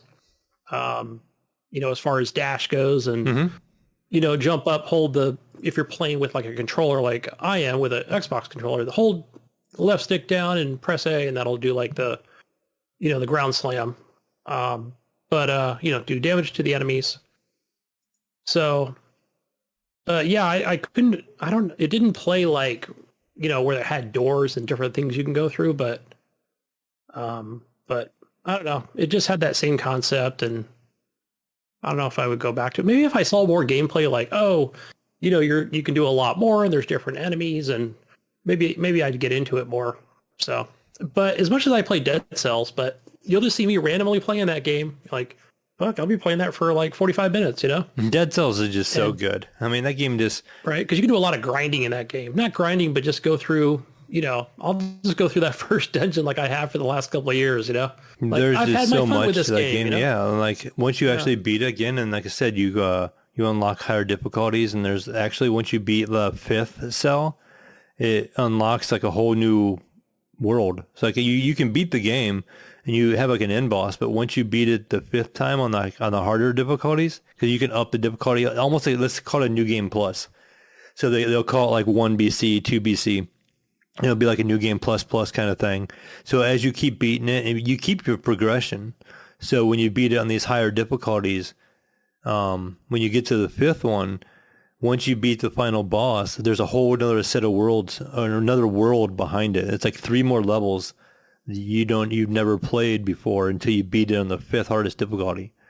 So I've been always wanting to go there because it has a whole new last boss and everything. So it adds to the storyline, and there's enemies and stuff in there I've never seen and never gotten a fight against. So yeah, I think I don't even remember if you talked about that when we were sitting here before recording the show. It could have been a couple of weeks ago. You were playing the DLC, something you may have spoken about, but I don't remember. Like, okay, that looks extremely way too hard for me and difficult, and I don't think I'll ever make it that far or want to, you know. And mainly what they do, trying to get like, as the difficulty gets higher, you take more damage when you get hit, and then they rearrange all the enemies. So maybe the first level that you're used to, they add new type of enemies in there that you have to deal with. So it changes the way that level plays, because now you have enemies that can shoot through walls, or certain ones that respond certain ways. They'll put a flame all the way across the ground, so you have to know to watch out for those kind of guys and stuff like that. And so they add harder enemies that you have to deal with. Yeah, so on top of that, one of the cool things that I remember you talking about was, and I remember you picked it up, was you do get a health flask. So for them to really, turn this game on its head and do that to you, right? Because your brain's kind of used to that certain way of playing this game, and you know where the enemies are and what to do, and yeah, you're going to need a health flask. So. Yeah, and then with the mode I was playing on, they would only give you a little one every like 2 levels or 3 levels or something like that. Now they give it to you every level, so it makes it a little bit better. But you still have to get through the levels all dying. There's levels where you can just get beat up on pretty quick. So. Yeah, but check that game out. Moon Scars. Yeah, I have it downloading as well. Yeah, check that out. So. Who knows? I might go back to more of it. So I'd have to see more gameplay to just kind of get me back into it. So I also did play, actually, just looking at my Xbox account, I did play a little bit of Metal Hellsinger. I was excited for that game when it came out, and I only played about as far as the tutorial was last time. So haven't gotten real far into it. Still enjoying it. Now I definitely want to go back and play that some more on my PC. So, and that's that Doom-like game with you shoot into a rhythm, and and you got some bosses and stuff, and me and Doom don't seem to really mix too well. I remember I talked about that back last holiday, just how gorgeous that game looks and just how much I suck at it. And like, I don't know. It was just too hard for me. I don't know, the controls and the shooting, and I got frustrated really easy with it, or I got bored. I don't know which one. For me, the biggest thing about Doom was at the time, like, you had to use a certain kind of weapon on certain kind of enemies. And so you just wanted to focus, 'cause it would throw a bunch of enemies at you at once. And you just kind of wanted to focus on certain enemies at a time. You didn't want to shoot everybody that was in front of you. You'd want to kill the little grunts because they would give you health and ammo. You would kill those guys to keep yourself going. But you would only want to focus on one major enemy at a time. And then switch a weapon up and stuff like that. It's kind of what made it way easier for me. Yeah, but that Doom that came before it, I forgot what that one was called. Yeah, like the 2018 one or 2016. 2018, is that what it is? I always call it Doom 2018. But it was good. Like, I liked how grounded it was. Mm-hmm. I think there might have been a few puzzly things where you have to jump across something, but other than that, like, I was, I don't know. I just don't like to jump around too much. Like Doom Eternal was just, it was like way too much for my brain to handle. So, but another game, man, I'm getting off on a tangent here. I think it's Proteus, which is on Game Pass. Remember I played that? I played it a couple more times without talking about it, and it's still really good. It just has that old school Doom feel to it. And it looks old, right? But it's a newer game with, less quality graphics. So, another game I recommend for you guys to play. I know it's on Steam and probably on PlayStation as well. So, but moving on to other stuff that I've been playing. Conan Exiles. Tried to get into that today, but I'll talk about that later because I did work a longer week. But yeah, I'm well over like level 103 now, which I don't know. It probably goes to like, I think Leahy's like, I don't even know what level he is. He's probably like 800 or something. He's so far up there. 1,000 hours in, right? So it's a time sink. But still having a really good time. Again, playing with all the different crafting tables, and it just a lot of things to do in the game, right? So go kill enemies, craft things, make better armor and gear, and explore. Last week, Leahy took me on a dungeon run. Because I had a fast travel point unlocked. There's different areas where, once you have them unlocked and you've got the right, you got to have another world thing to actually like do some fast travel. So, but again, everything's built for me, which is nice, right? I can just go and kind of go up to it, fast travel to the point I need to go to for whatever specific reason. But either way, like the dungeon run was pretty cool. We went in, just me and him, and it was probably easier because it was just the both of us, and the fact that he's so high powered, I let him do a lot of the killing. So, I can kind of sit back or take smaller enemies and, without using something to heal up. So, yeah, like the gear that he got me, which is like, what is it? The black armor. I think that's actually the name, black armor, right? So pretty high rated. And, so, one of the things that Leahy was able to do was like you put this padding on the armor and it makes it lighter, right? Because somebody at a lower level with, less stamina, I'm going to be like a walking tank, So, but now I can actually unlock, that stuff's unlocked for me now. So I can either go in and craft it and probably, I want to do more dungeon runs, and they were pretty quick. So, because Leahy's like, oh, I remember the way to go and exactly which door to turn in and what to grab and boom, boom, boom. So I ended up like falling off a ledge at the very end. And it was a lot of fun. He's like, no, Gunny, you're good. You're good to go. We can actually, fast travel back to, well, you don't have to fast travel back. You can, playing on PC, I play with an Xbox controller.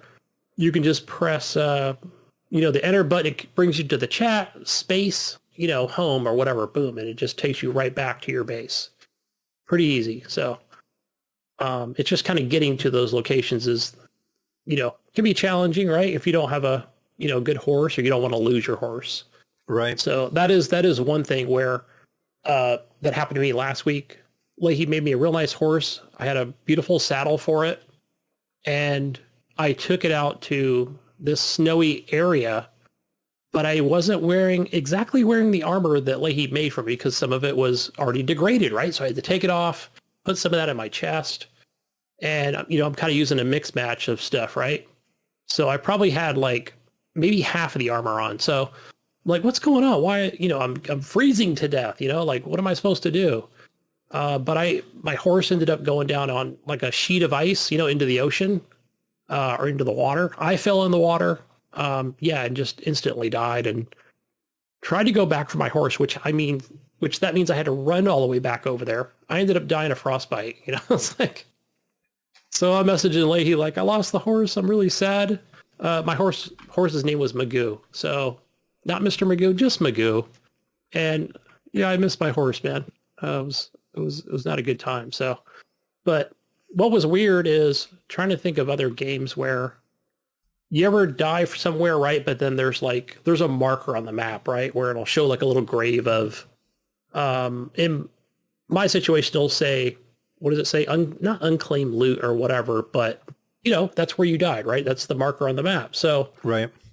I remember I was in a chat with Ghost Nico, and I think he was playing on the same server at the same time, but I'm headed for it. I didn't exactly mark it because it's already marked on the map.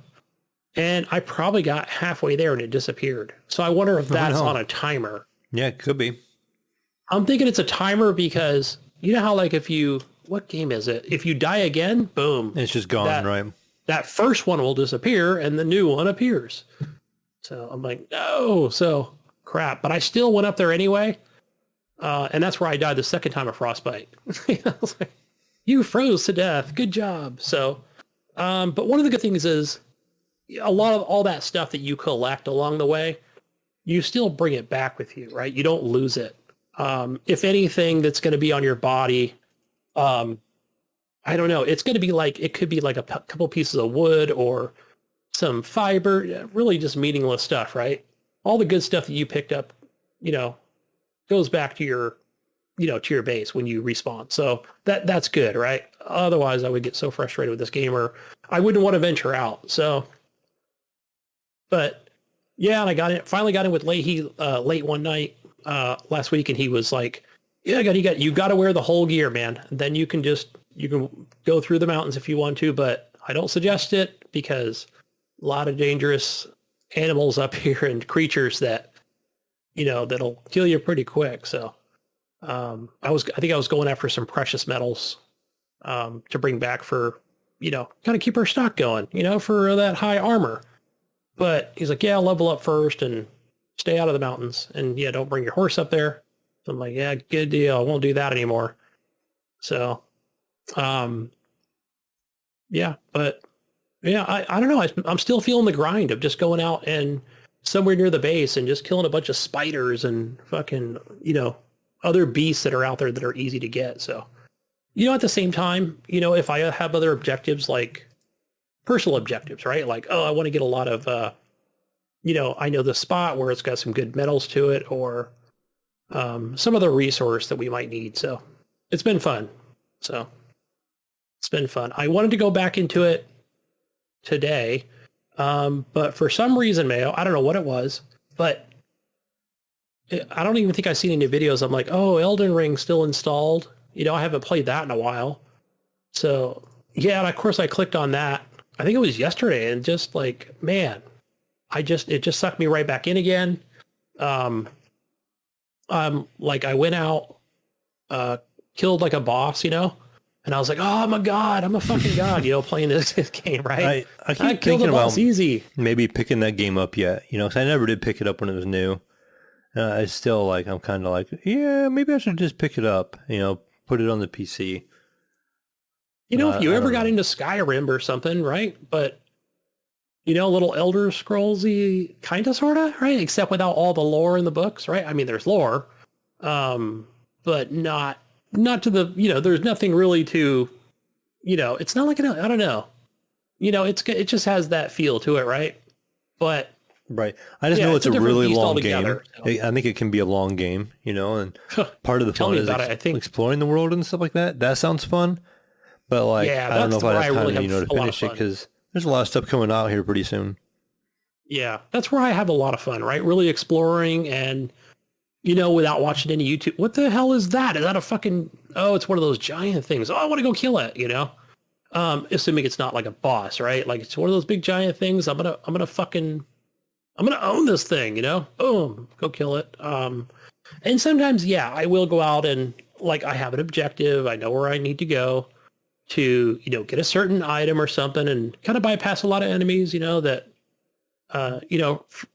that would be a good example. But man, today I was like, there were 2 bosses that I wanted to kill. So I put on some better armor. Now I've unlocked the, like this snowy area.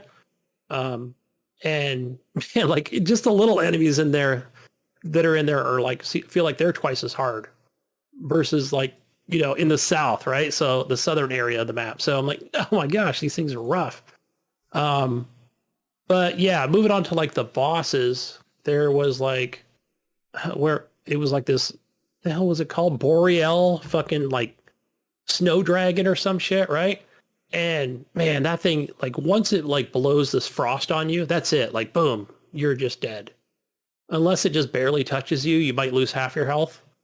Of course I'm looking at on YouTube and I'm like, all right, so how do you choose this boss? Okay, that was 6 weeks ago. That's been patched, so can't do that. Second video I watched was, well, you just have to like stay on your horse and kind of stay behind it, dodge that tail when that thing whips around, and try not to get in front of it because there's nothing really to protect you from, that frost, man. It'll, once that frost buildup happens, like, doesn't matter how much health you have, like you're just dead. Or, what's it? Yeah. Anyway, so I tried both of those, probably went at it about 6 times. And yeah, I think I just have to like really just dodge the tail of that thing. And I think I could finally get it. I get it about halfway down. But yeah, I mean, I'm definitely using potions and, extra fire damage and all this stuff, that I'm, I've got my, Ash of War out, right? Which I've got a pretty good Ash of War. I don't even know what it is. It's just some creature out there that, not a creature. I think the one I currently have is just like a big soldier with a sword. So, but he's real agile and, he'll dodge, attacks from whatever enemy you're trying to fight. So, I don't know. Knowing me, I'm not going to go grind other places. I'm still going to keep going back to it. So, and the other boss that I'm fighting in Elden Ring, gosh, what is it now? I forgot his name, but another one I just get halfway down in health, kills my Ash of War really fast. And yeah, so it's like, but he brings out 3 other soldiers at once, this other boss. So yeah, it was not good. I ended up like, not breaking the controller, but just setting it down going, fuck it, I quit this game, And so I was like, all right, let me just quit out of here, quit out of here. And I'm like, I went and played some Pinball Effects 3. I was like, oh, this is something, as I'm gritting my teeth here, still seething over Elden Ring. Yeah, so I that really calmed me down playing some Pinball Effects. Played a few tables, had a blast. I don't even know if I have like a favorite in Pinball Effects 3. Because they're all so good, right? And some I'm like just not into, but there's so freaking many because Ryan just has them all on lock. He's bought them all. So, yeah, really good. Didn't beat any high scores, Ryan. So don't worry about that. You don't have to go back in and check leaderboards on all of them. So, yeah, I think the next time I go in, I'll probably just play all the Star Wars. There's like, I don't know, 16 Star Wars tables or more actually. So, yeah. And then guess what, Mayo? Right? As we're talking about, what time we're recording tonight, of course, I'm like, you know what? I'm going to go back into Elden Ring and try that boss again. Right. When I told myself I wasn't. And of course, I get my ass handed to me both times, And yeah, I was like, why did I do that? What's wrong with me? So, fuck this game, So, yeah. But I did do some exploring, Mayo, and unlock some more save points, which are called, what are they called? Touch of Grace? Something like that? Yeah, I don't know. But yeah, I know. I've found so many of those. But they're just like little save points around the map. You can fast travel too. So, but yeah, good times playing that. Oh, guess what I did, guys? I put my Audible. I love Audible, by the way. I listen to it every night. All kinds of books, mostly fiction, space operas, zombie thrillers. Yeah, but I did put my Audible subscription on hold for now. It's like $28 a month or whatever. So I figured, you know what? I'm going to go ahead and go with PlayStation Plus. I've been wanting to do that. So some of the games I've been really wanting to play, I'm like, well, I'm not going to go buy it for, 20, 30, $40 a piece, right? Like I would, because that's what I normally do on Xbox. So, hey, $14.99 a month, right? Can't go wrong. It's just like Game Pass. Similar, right? It's got a library of games to it. So, but I'll see, what did I play in that subscription? I really didn't spend a whole lot of time like in the catalog, but one of the games that I did play was, I think it was John Wick's Hex. Mayo, you played this game, right? No, I don't think so. I think when it first came out, it might have been an Epic or a Steam thing, but yeah, it didn't really grab me. I know it's on Xbox. I don't know if it's on Game Pass or not, but I thought, oh, I'll just download this for the PlayStation Plus. So yeah, it's what am I thinking? It's not like an XCOM, right? It's just more, it's that you kind of move your guy, you move John like slowly, right? Just up a couple increments, and then maybe an enemy will appear, right? Where you couldn't see him, coming around a corner. And so then, right, you kind of get your, what am I thinking of? It's not exactly, almost turn-based, but not. I don't know what the word I'm looking for, but I mean, obviously if you moved up more without shooting the enemy, right? Enemy's going to shoot at you, right? So yeah, I don't know. I didn't quite like that. So, right. You can reload, shoot your gun, or you can do like a melee attack against the enemy, right? If you're super close enough. So I don't know. It just seems like you had to play the game not all the way through, but kind of know where the enemies are going to come out. Yeah, I don't know. I only played like the first mission of it or whatever. So, but it was a little bit of a tutorial, right? I didn't die immediately, but yeah, not something I think I'm going to go back to. So, let's see. But other thing I played on PlayStation Plus was Infamous Second Son. I've always wanted to play that game. I've heard Xbox, talk about that game, like how great it is, on PlayStation. And I've had this PlayStation 4 Pro for, quite a while, and I'm like, man, I think it's time to actually... Yeah, I don't remember you mentioning actually playing it anytime recently. Like, it's been a minute. Yeah, no, I think that's... right? I'm trying to think back when we first started the show, if I had that PS3 at the time, if I even played it then, but I don't think I've played any Infamous games. And I know it's a great series, and isn't that made by... Sucker Punch, the people that did what's the game that Evan plays all the time? I was playing it recently, that you were playing, Mayo, in the black and white. Oh, Ghost of Tsushima? Yeah, Ghost of Tsushima. So I think it's the same studio that makes this. So yeah, graphics look great, even though it's probably an older game or whatever. So I don't know. I want to play all three of them. I want to get through it. So played a couple hours of that. And that's pretty cool. So I like the powers in the game. And yeah, I think the best thing about it is I don't know a lot about it other than what people have talked about. So I haven't watched playthroughs or anything. So I want to keep it that way and go through that. So maybe play the third one and then go back and play the original. So, but that's my plan for PlayStation Plus, and probably, I own Spider-Man and Ghost of Tsushima, and yeah, some of the other ones. So, I think what's the second game for Spider-Man? I want to say that was in the PlayStation.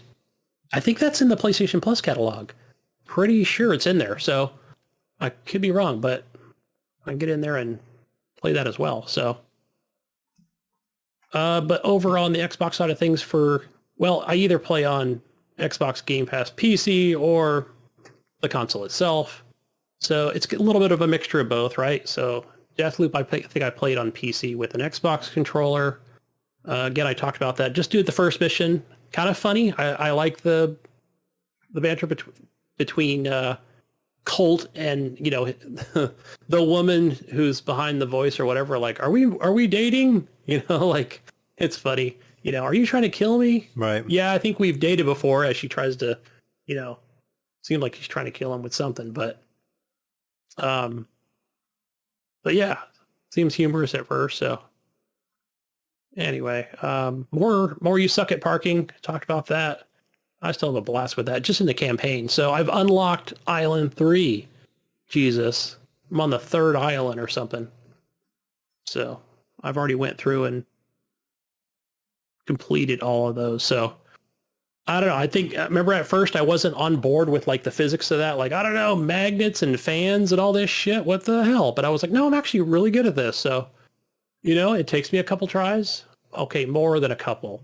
But hey, I'm a truck driver, man. I've got skills as I rip around those corners and, not touch the rails, because you will blow up if you touch one of those in certain sections. But yeah, good stuff there. So kind of feels like a Trials Fusion game. A little bit of that, and even a little Tony Hawk Pro Skater, but more on a different view. So I don't know. It feels like a skater game in a way, or a Trials game. So, except with a little car. Yeah. The other thing I did yesterday, guys, was finally, after probably it has to be at least a year now, where I've talked about on the show before, I wanted to go back in and finish that New York DLC for Division 2, playing that on Xbox. And so finally I did get a Johnny Dalt and Vetterholic. We all jumped in together yesterday and started playing that, because it doesn't let me go back to the main part of the game, right? The bigger, larger map Mayo that we've always played. It's like, nope, you've got to finish the DLC first. You're like 92%. I'm like, are you kidding me? I'm like, all right. So, of course, Andrew, Johnny Don't jumps in. I think he was like level 38 or 38 and a half or whatever. Okay, well, let's try and grind it out. So, because Vetterholic had already finished it. He was like level 40. I think that's kind of where you cap out. And then you just, the replayability is, you're adding power to your weapons, better weapons, higher gear scores, stuff like that. So there's the carrot on the stick for that.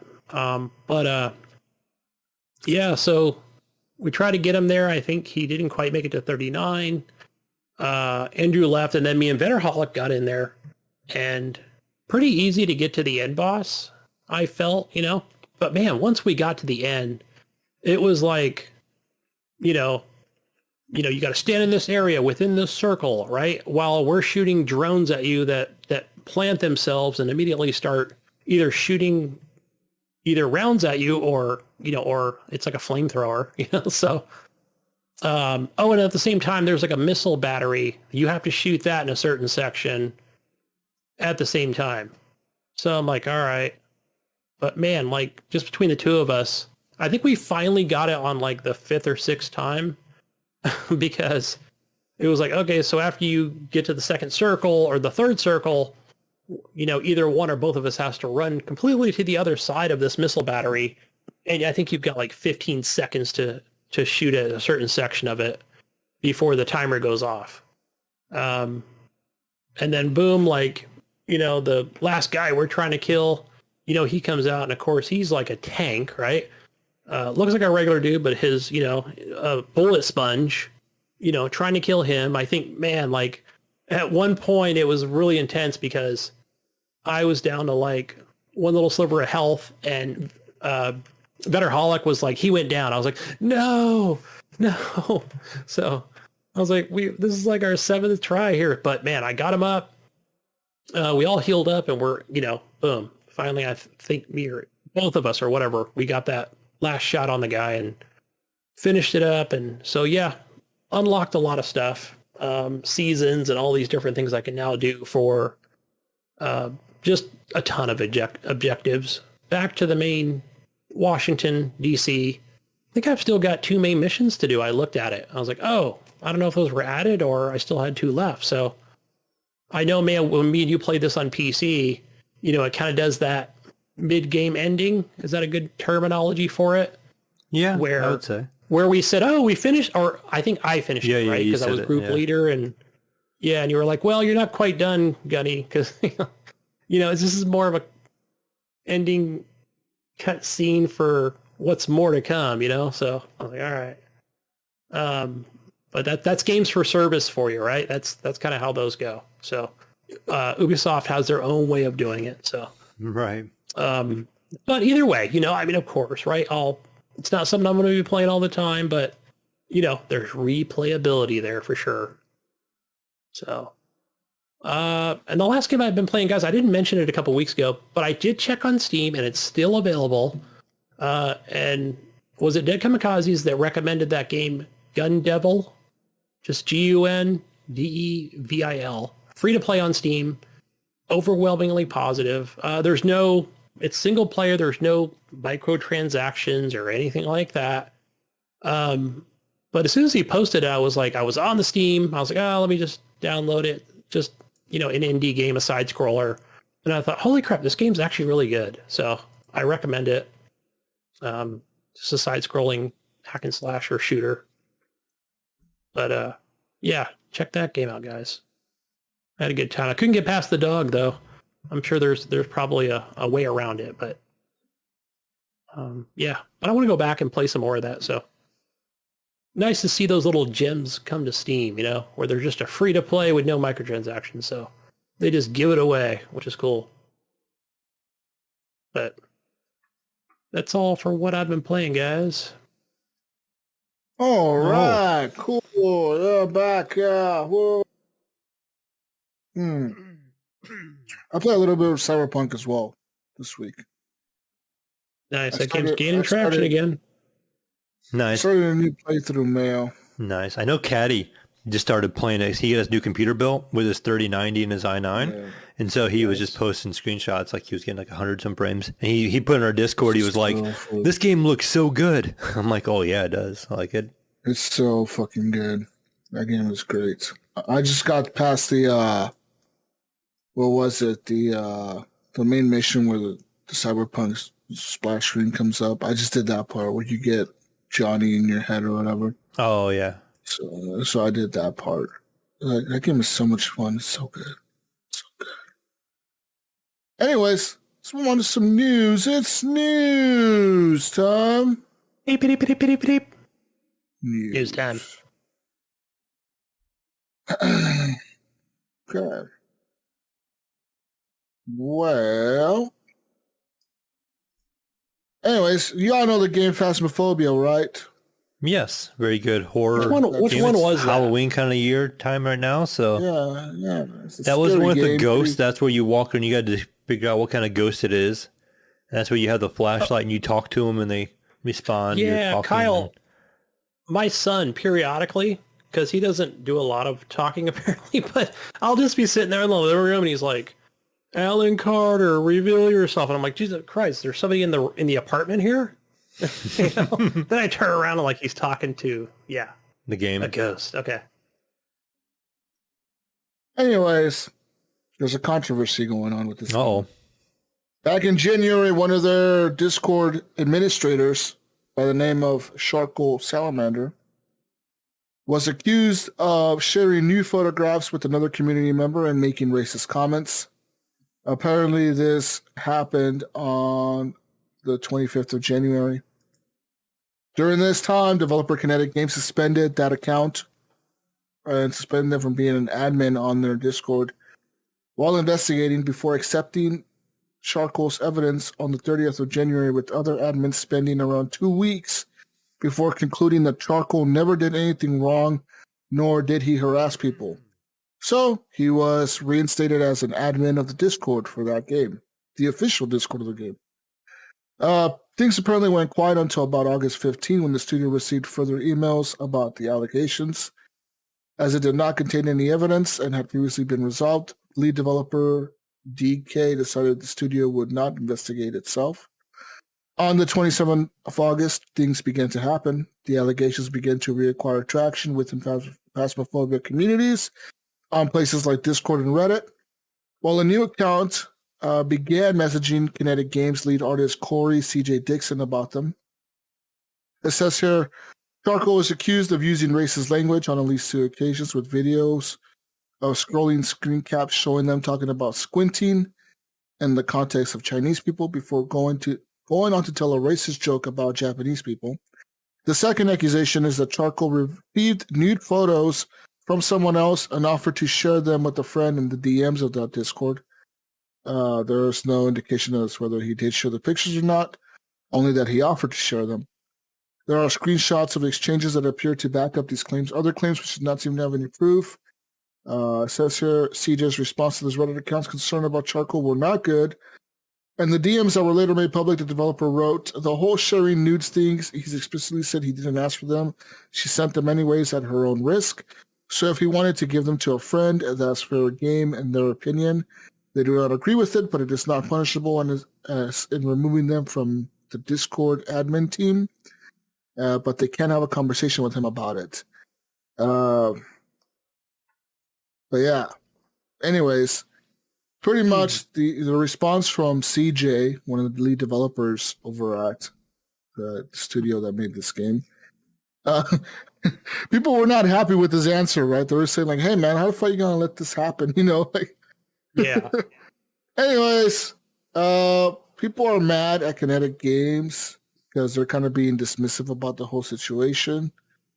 And, but they said that none of the Kinetic Games development team condones sharing private images of any kind without the consent of the people involved in the images.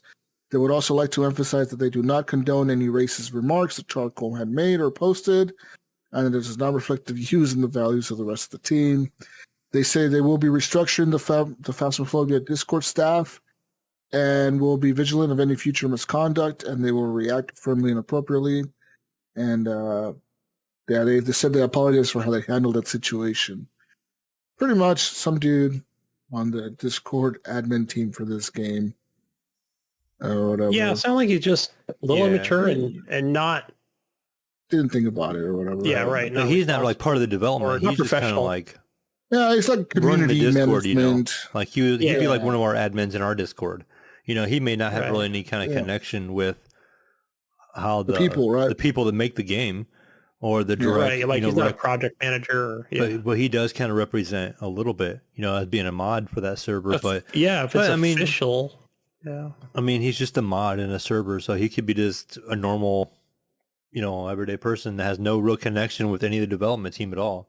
And they just, you know, entrusted him at first, and they just maybe made that mistake and move on. So I don't see why, you know, Phasmophobia and that company should be getting a bad rep. Right. No, except for the way they handle it, you know. But I'm sure they will probably, you know, get rid of him. Maybe they could have done something faster or whatever. But now I guess it's a Discord thing. They could at least deranked him or something. You know, took him out of the mods spot for a while, and then be like, until we figure this out. You know, you're not going to be a mod, you know, who knows? But yeah, it sounds like also there, it sounds like, doesn't it sound like to you, Jesus, that it sounds like this, this group of moderators or people in that Discord are a little too close, right? Especially for them to say, well, there was no substantiating claims, you know what I mean? Or he's reinstated due to lack of evidence or what, I don't know. Just seems a little fishy there, right? That probably a buddy, a best friend, you know, that, you know, wasn't the best position for this guy to be in as a moderator to begin with. Yeah, he's reinstated. Somehow he got it. Anyways, another news, an Elden Ring player has beat Melania at level 1 using a dance pad. That's right. Damn. Since its release, many Elden Ring players have documented the struggles against the Millennia boss. As a recent example, it took one fan over 1,800 tries and 38 hours to beat her. Yeah. Well, He's like, oh man, I suck. Twitch user Miss Mika, who has just beaten Melania at level 1 with a dance pad, says here Miss Mika shared a clip from the fight on her Twitter account and mentions that it took her 553 tries and over 15 hours to overcome that challenge. Apparently, she only used 4 healing flasks in that encounter. And she says she plans on taking Malekith next. Wow. So, I mean, a dance pad, that's pretty impressive, man. Yeah. Yeah, I've seen her play on the dance pad. Oh, that's crazy. How do people do that? Like, I guess you just memorize, like, the moves. You just keep doing it. Yeah. Crazy. I wonder what she's doing, like, on the, okay, so she's got the dance pad and then she's got the keyboard, but maybe, I guess, for, probably just bringing up, like, the whole, the speed or flasks or whatever, health flasks. Other things. Maybe, I don't know. Crazy, yeah. Amazing. In other news, move on here to some Beyond Good and Evil 2 news. Says here Beyond Good and Evil 2 has overtaken the Guinness record holder Duke Nukem Forever as a game for the longest in development ever. So, that's right. Duke Nukem Forever, which released in 2011, previously held the Guinness World Record for the longest development period for a video game project. Mayo, it took Duke Nukem Forever just over 14 years to release. Wow. That's all? That's all. I think Jesus, I think you and I could make a game in 14 years. Guys, I could probably make a GTA 6 in 14 years. Guys, I did the game testing for Duke Nukem Forever. I had to sign an NDA saying, you won't say a word about this game. And I was like, okay, it's... In my head, I was thinking it's not very good. Gunny was like, I never bought it. Yeah. Yeah, I was actually Gunny, 18 years old. He was out of high school. So whatever, okay, so we've talked about this before, whatever year, so that was 2011. I remember I just met the age requirement. Like I was just not quite that old, but yeah, one more year I wouldn't have qualified because they would have been like, you're too fucking old to fucking play video games. Okay. Well, So I could have been 39. I don't know, whatever it was. But yeah, I did that down in Novato at 2K Studios, about 20 minutes from my house. But yeah, I didn't like it anyway. The guy giving the, like doing the whole testing thing was a dick anyway. So there was I think there was 10 of us, all doing the testing. So nice. Not the testing, but the playthroughs or whatever. Focus groups or something. But yeah, Good and Evil, I never played the first one. But yeah, I mean the second that game looks gorgeous. So I remember seeing that at E3. And yeah, you saw it 4 years ago. They scratched it. Yeah, I'll never forget it. It looks so good. Yeah. I remember when they did it was excited. Everybody was excited, and then we saw nothing after that for a while. No.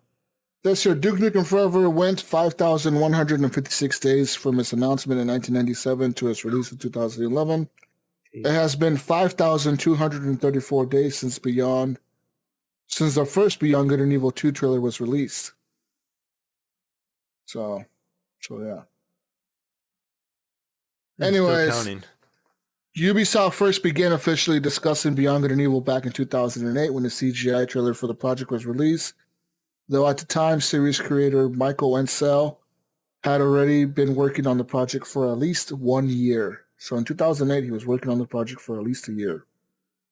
It says here in 2016, Ubisoft publicly recommitted to the project once more with the big E3 announcement and launch of a series of regular development updates dubbed the Space Monkey Program. Where the years went on, the things got quiet again. In 2020, Ansel left Ubisoft amidst reports of trouble at the game's development studio. Ubisoft stated that work on the game would continue, but did not give any expectation as to when it will actually arrive.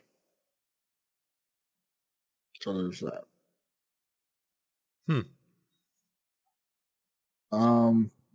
So yeah. Anyways, let's move on here to some more news. Horizon Zero Dawn. There's a remaster coming supposedly. Are you excited for this, Jesus? According to a report, the updated version of the 2017 Guerrilla Games title will feature improved visuals to bring it up to par with this year's sequel, Horizon Forbidden West, in the forms of new character models, lighting, and animations. In addition, it is claimed that the new version of Zero Dawn will add accessibility features, graphics modes, quality of life improvements to the gameplay itself. And so, yeah, there's all that. So anyways, who knows? Yeah, yet another remake, or remaster. They're all going to get remastered. Everything Sony's going to get remastered to the PC, man. Well, this is already, the first one is already on PC. So. Well, they're all going to get, everything that Sony owns is going to get remastered to PC. Money in the bank, right? Rebranded as new. Definitely. Yeah. In other news, move on here to some more news. Google news. Google is shutting down Stadia. That's right. Rest in peace. Google is shutting down Stadia, the cloud streaming service. The service will remain live for players until January 18th of 2023. Google will be refunding all Stadia hardware purchased through the Google Store, as well as all the games and add-on content purchased from the Stadia Store. Google expects those refunds will be completed in the middle of January. They said a few years ago, we launched consumer gaming service Stadia. And while Stadia's approach to streaming games for consumers was built on a strong technology foundation, it hasn't gained the traction with the users that we expected. So we made the difficult decision to begin winding down our Stadia streaming service. They do say that they plan to apply Stadia's technology to other parts of Google, like YouTube, Google Play, and its AR efforts. And the company also plans to make it available to our industry partners, which aligns with where we see the future of gaming headed. So, in FAQ, they said that refunds will automatically be made through the Google and Stadia stores, and you will not have to return any hardware, Mayo. Stadia Pro subscriptions will not be eligible for a refund, but you will not be charged during this shutdown period, and you can access the games you might have redeemed as a Pro user until everything has wound down. Google has also now closed the Stadia store permanently, so you can no longer buy games or make in-game transactions in the games on Stadia right now. So there's that. I bought Stadia. I think it cost me like $25 or something. So I'll probably bought it on a fire sale. I remember that.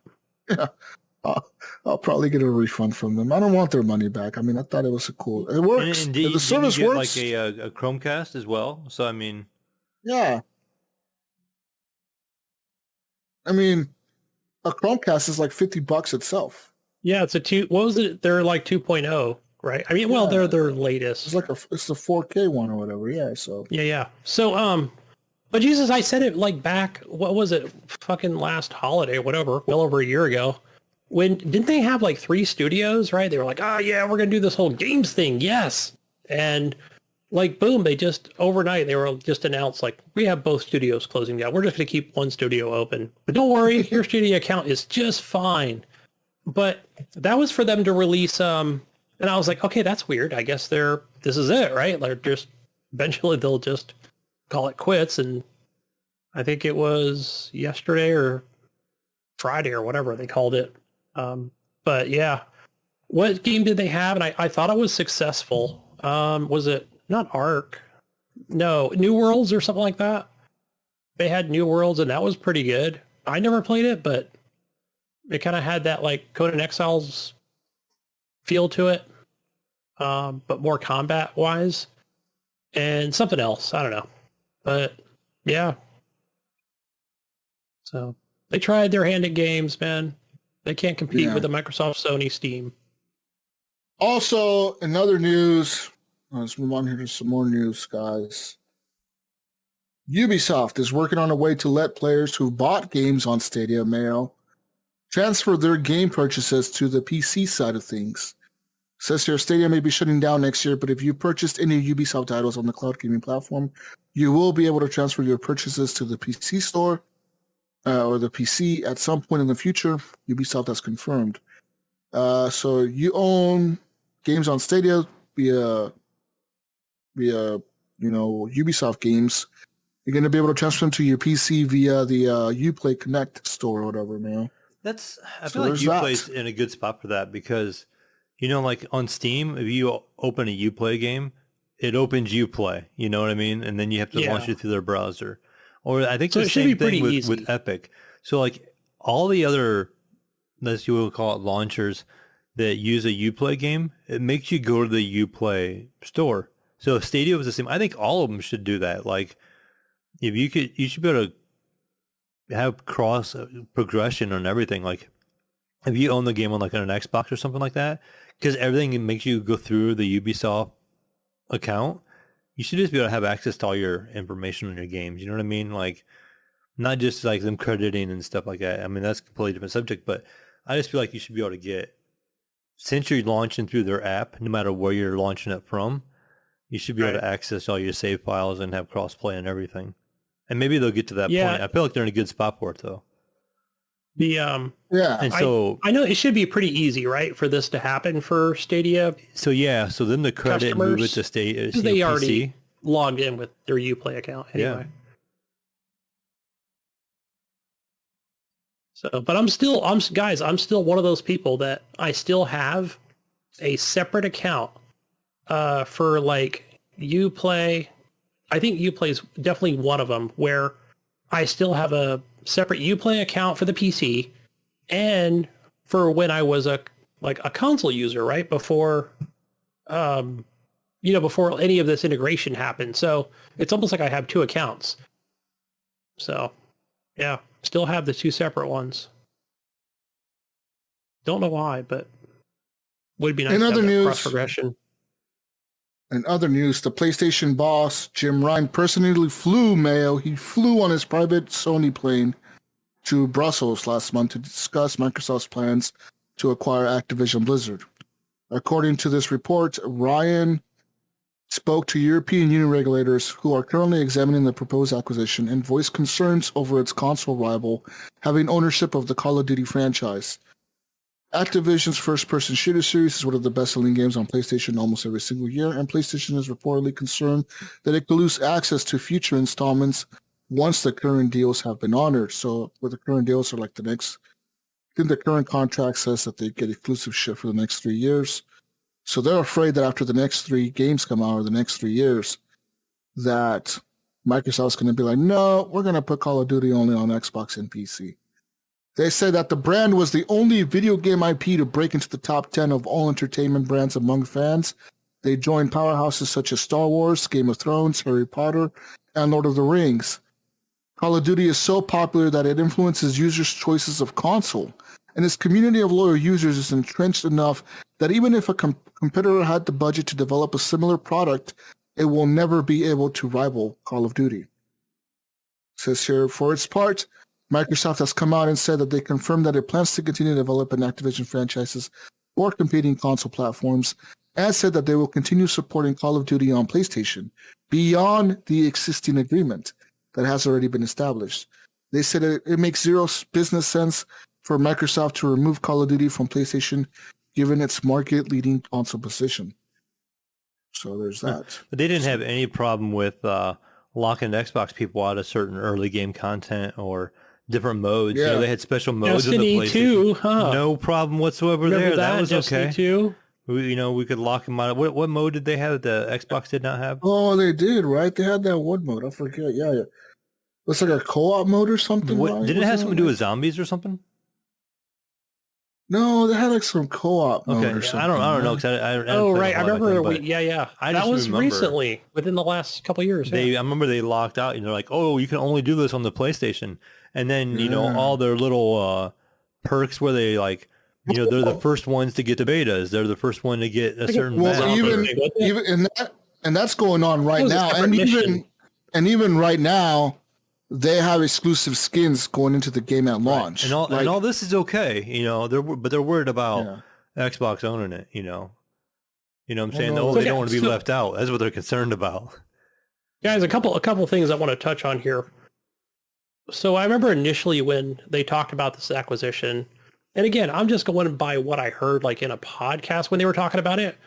But there may be actual numbers out there that they were talking about. This is Call of Duty, including all its, DLC and microtransactions, is 30 to 40% of PlayStation's revenue. But I was like, well, I know it's high, but I don't think it's 30 or 40. But that is quite a chunk, right? If it's true.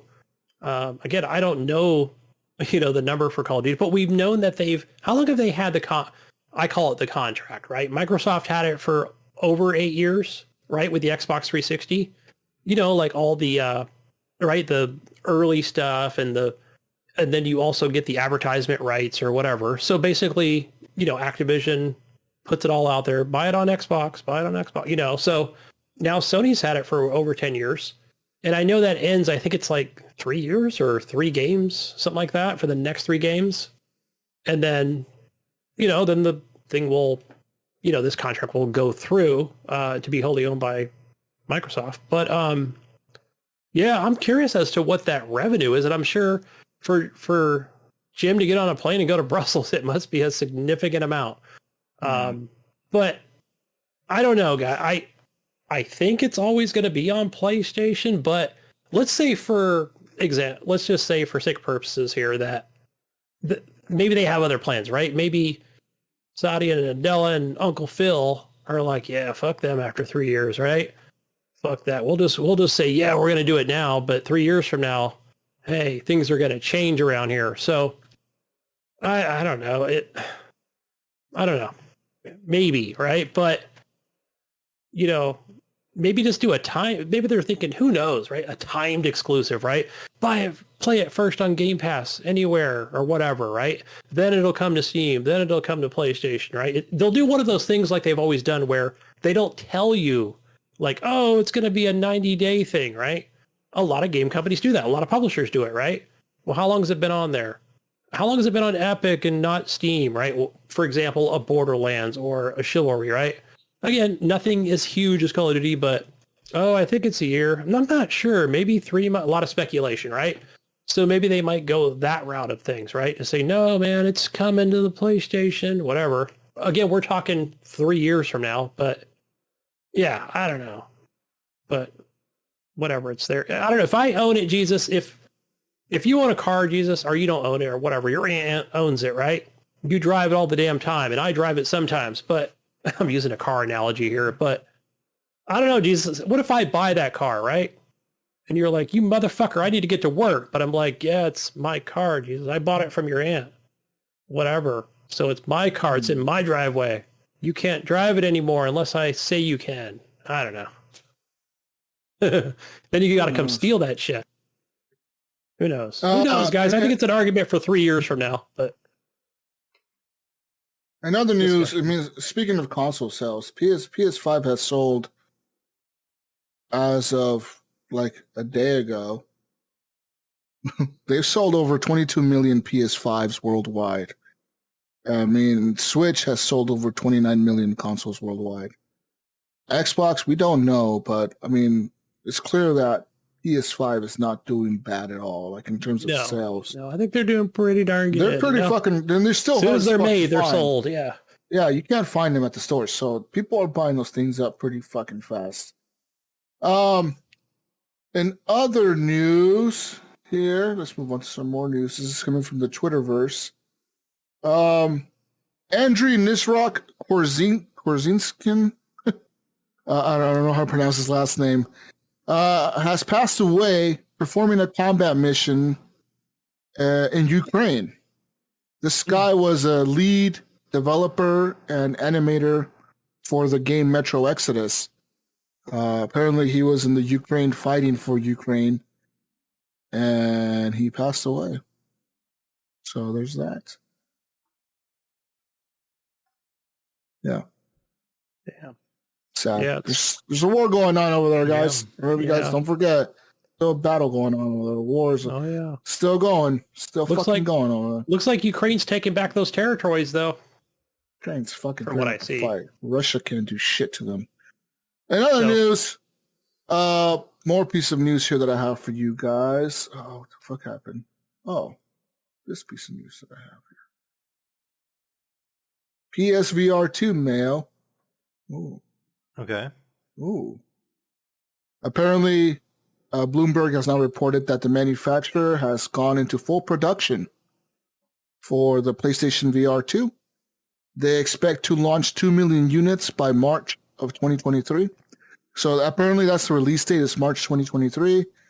Sony has yet to announce the official release date. They have said early 2023, but the manufacturer says that Sony wants these headsets and this hardware done and boxed and ready to go by 2023 of March. This is going to be a mass production. They plan to have 2 million units ready to go on day one, Mayo. And they usually sell about 3 to 4 million, right? You think they'll sell out those 2 million on day one? I don't know. I mean, I think so. Didn't they sell like 4.5 million in a short time? How many within a year? PSVRs do they sell all together now? Like, I have no idea. I believe you said it was a little over 4 million, I think is what the last time you looked. It says here that as of December 31st, 2019, they've sold over 5 million units. Oh, it's a little up there now. Yeah. Yeah. And how many years was that? That was a couple years, right? You said 2019? That was a couple years ago. Yeah. So that was probably in the hype, though, probably. Yeah. 2019 was probably one of the most popular. To me, I feel like VR has kind of died down a little bit. Like, it's gotten pretty quiet, I feel. Like, you don't see a whole lot of games coming out in VR. You know, you still see the same. You go to the Oculus Quest store, the Oculus Rift store, whatever you want to call it, and it's pretty much the same old games. There's not a whole lot of stuff they keep adding. You know, you're not seeing new stuff, or you're not seeing new stuff pop up on Steam, except for all these adult games or whatever. You know, they're just a weird market that kind of pop up. But yeah, I did do the what is it? I have the Rift S, right? Is that the one I have? The $300 one, which is worth $400 now, apparently. You have the Quest, don't you? Is it the Quest? Yeah, the Rift is the one you tether to your PC, and then the Quest is the Quest wireless 2. This is the wireless one. But yeah, I look at the store periodically. I keep the goggles in the living room, and yeah, that store hasn't changed much. The only featured game they have is like a free to play. I mean, then you know, the other stuff they have is always it's the same stuff, right? The Star Wars. The Vader game, right? So Vader Immortal. Vader Immortal, yeah, it's like right on the top of the page. I'm like, nothing new, huh? You get some more developers on it. And another piece of news that I have. This kind of just came in right now. On Thursday, Mayo, if you are looking for an Xbox Series S, you might be able to go to Target, because Target is launching their holiday sale this year pretty early, apparently. And this Thursday, Target will have the Xbox Series S with an extra controller, Gunny, for $250. That's a pretty good price. That's pretty good. It's normally $299 with one controller. Yeah, and it comes with an extra controller, $250. It seems to me like those things are pretty readily available. Like I see them everywhere all the time. I see them in the stores. The Series S is pretty like everywhere. I feel like people aren't buying them as much. And I think it's because Microsoft put such a small hard drive on those fucking things. You know, people are like, I'm not buying a 500 gig console to only have 300 gigs of it. Like every time I go to install anything on that thing, dude, it tells me like, you don't have enough space. You don't have enough. Like, I even thought, should I just buy a fucking hard drive for this fucking thing? Like, like buy one of their expansion things, but the fucking expansion costs as much as the console does. Right? You know? Literally, it costs like $200 for a fucking Microsoft stupid memory card, 1 terabyte thing. Yeah, because I was, the other night, because again, I had to work like an extra day. So here I am in the living room, awake. I'm like, I guess I have an Xbox 360 I can play on, but like, sometimes it's a little nostalgic, but I was like, man, would have been nice to have the, my Xbox Series S here. So Jesus, the other day I was at Verizon and I ended up buying a new cell phone, And while I was there in the process of buying my cell phone, they had a big Xbox logo and stuff, like a picture of the Series X on the wall. And they were advertising like you could get the Series X through Verizon. And so I asked the guy just out of curiosity why he was getting my phone ready. And sure enough, he's like, we actually have them on hand like right now. And they do that 2-year plan where you get like 2 years of Xbox Xbox Live with it. Or not Live, or whatever. But I didn't know if it was Ultimate or Game Pass. Sorry, I didn't know if it was like Game Pass Ultimate, but it is. So I almost picked it up because I can't remember what the price was, but it basically was like no interest payments on it. You know, like you qualified, and then I think they just added to my Verizon bill, which is crazy. It was like, how much was it a month? I forgot. It was like 30. It was like 30. I think he said it was like $36 or $35 a month. But I mean, I'm already paying $15 a month now for Ultimate Game Pass. So I was like, for $15 a month. And he's like, yeah, he goes, we have them on hand right now. He's like, we got multiple of them back there. And I just thought how crazy, like how easy it'd be to just walk into a Verizon store, and I guess maybe for some of our listeners, if it's something you were looking for, you might be able to just walk into a Verizon store and find one, which is crazy. Yeah, I was in a, I don't know if I was on a Discord call or Xbox call with somebody, one of our community members, and might have been somebody at work, and they were talking about doing that same thing. So it could have been from Verizon or Best Buy or somewhere. So a lot of people do that. So. But yeah. Good deal. But hey, Mayo, I would just say cancel your $15 a month. You can do it that way. So. Yeah, I thought about doing it. Maybe just going in and getting cancel it, but you know what I mean. Doing it that way. Yeah. I mean, if you haven't paid for like a full year or anything, yeah. Yeah, no, I just do it right now. I just actually renew month to month right now. So I usually buy like 3 months or 6 months at a time. That's what I used to do. So. I mean, I know I just go and just buy one if I found one, but you really don't see them in the department stores. Kind of like the PlayStations. I usually look. If I'm in like Myers or like a Walmart or anywhere that usually sells consoles, I'll take a peek and see if they have one in there or not, And most of the times I don't see them. You know what I think I'm going to do, guys, is what phone did I say I had, Jesus? Was it the 10 or whatever on the iPhone or 11 or some shit or whatever? Now we're at 13, 14. So 14, God, every year goes up. But yeah, I'm going to probably, so I think we're all eligible. Me, wife, and kid are all eligible for new phones. So I'm probably going to do that. I was thinking I'm either going to do two things, right? To see if if T-Mobile does that, the Xbox Series X kind of deal per month, or I'm just going to get like a new iPad. So unfortunately, you have to so what you do is, I do want the higher refresh rate on the screen, which is like the Pro version. And I think those are like $529 or something like that or more. Could be up there depending on the storage. So yeah, I think I'm kind of debating on that. So either a new iPad Pro or a new Series X. I don't know. But again, I got to find out if T-Mobile does that. So, kind of adds it to the bill. But that's the plan for November. Okay. Assuming there's stock available. Yeah. And that's really it. Besides that, Overwatch 2 is kind of like the big news right now. It's a free-to-play game coming out tomorrow. We already told you the start time. Servers go live 9 a.m. Pacific or 11 a.m. Pacific. As of right now, Overwatch 1's already dead. Servers have been shut down today. Already, like a long time ago, early this morning. All your cosmetics, Mayo, will transfer to Overwatch 2. Your characters, your credits, all that stuff automatically transfers if you're a PC player. If you're a console player, you want to transfer your stuff, you must log into the Overwatch from your console account. You must follow the on-screen prompts to scan a QR code on your mobile phone. You enter the code displayed on your console to connect to or create your Blizzard Battle.net account. Once you complete that, you will be prompted to confirm your account upon the next game login to merge your accounts. Also, Overwatch 2 is going to implement the same thing that Call of Duty has done.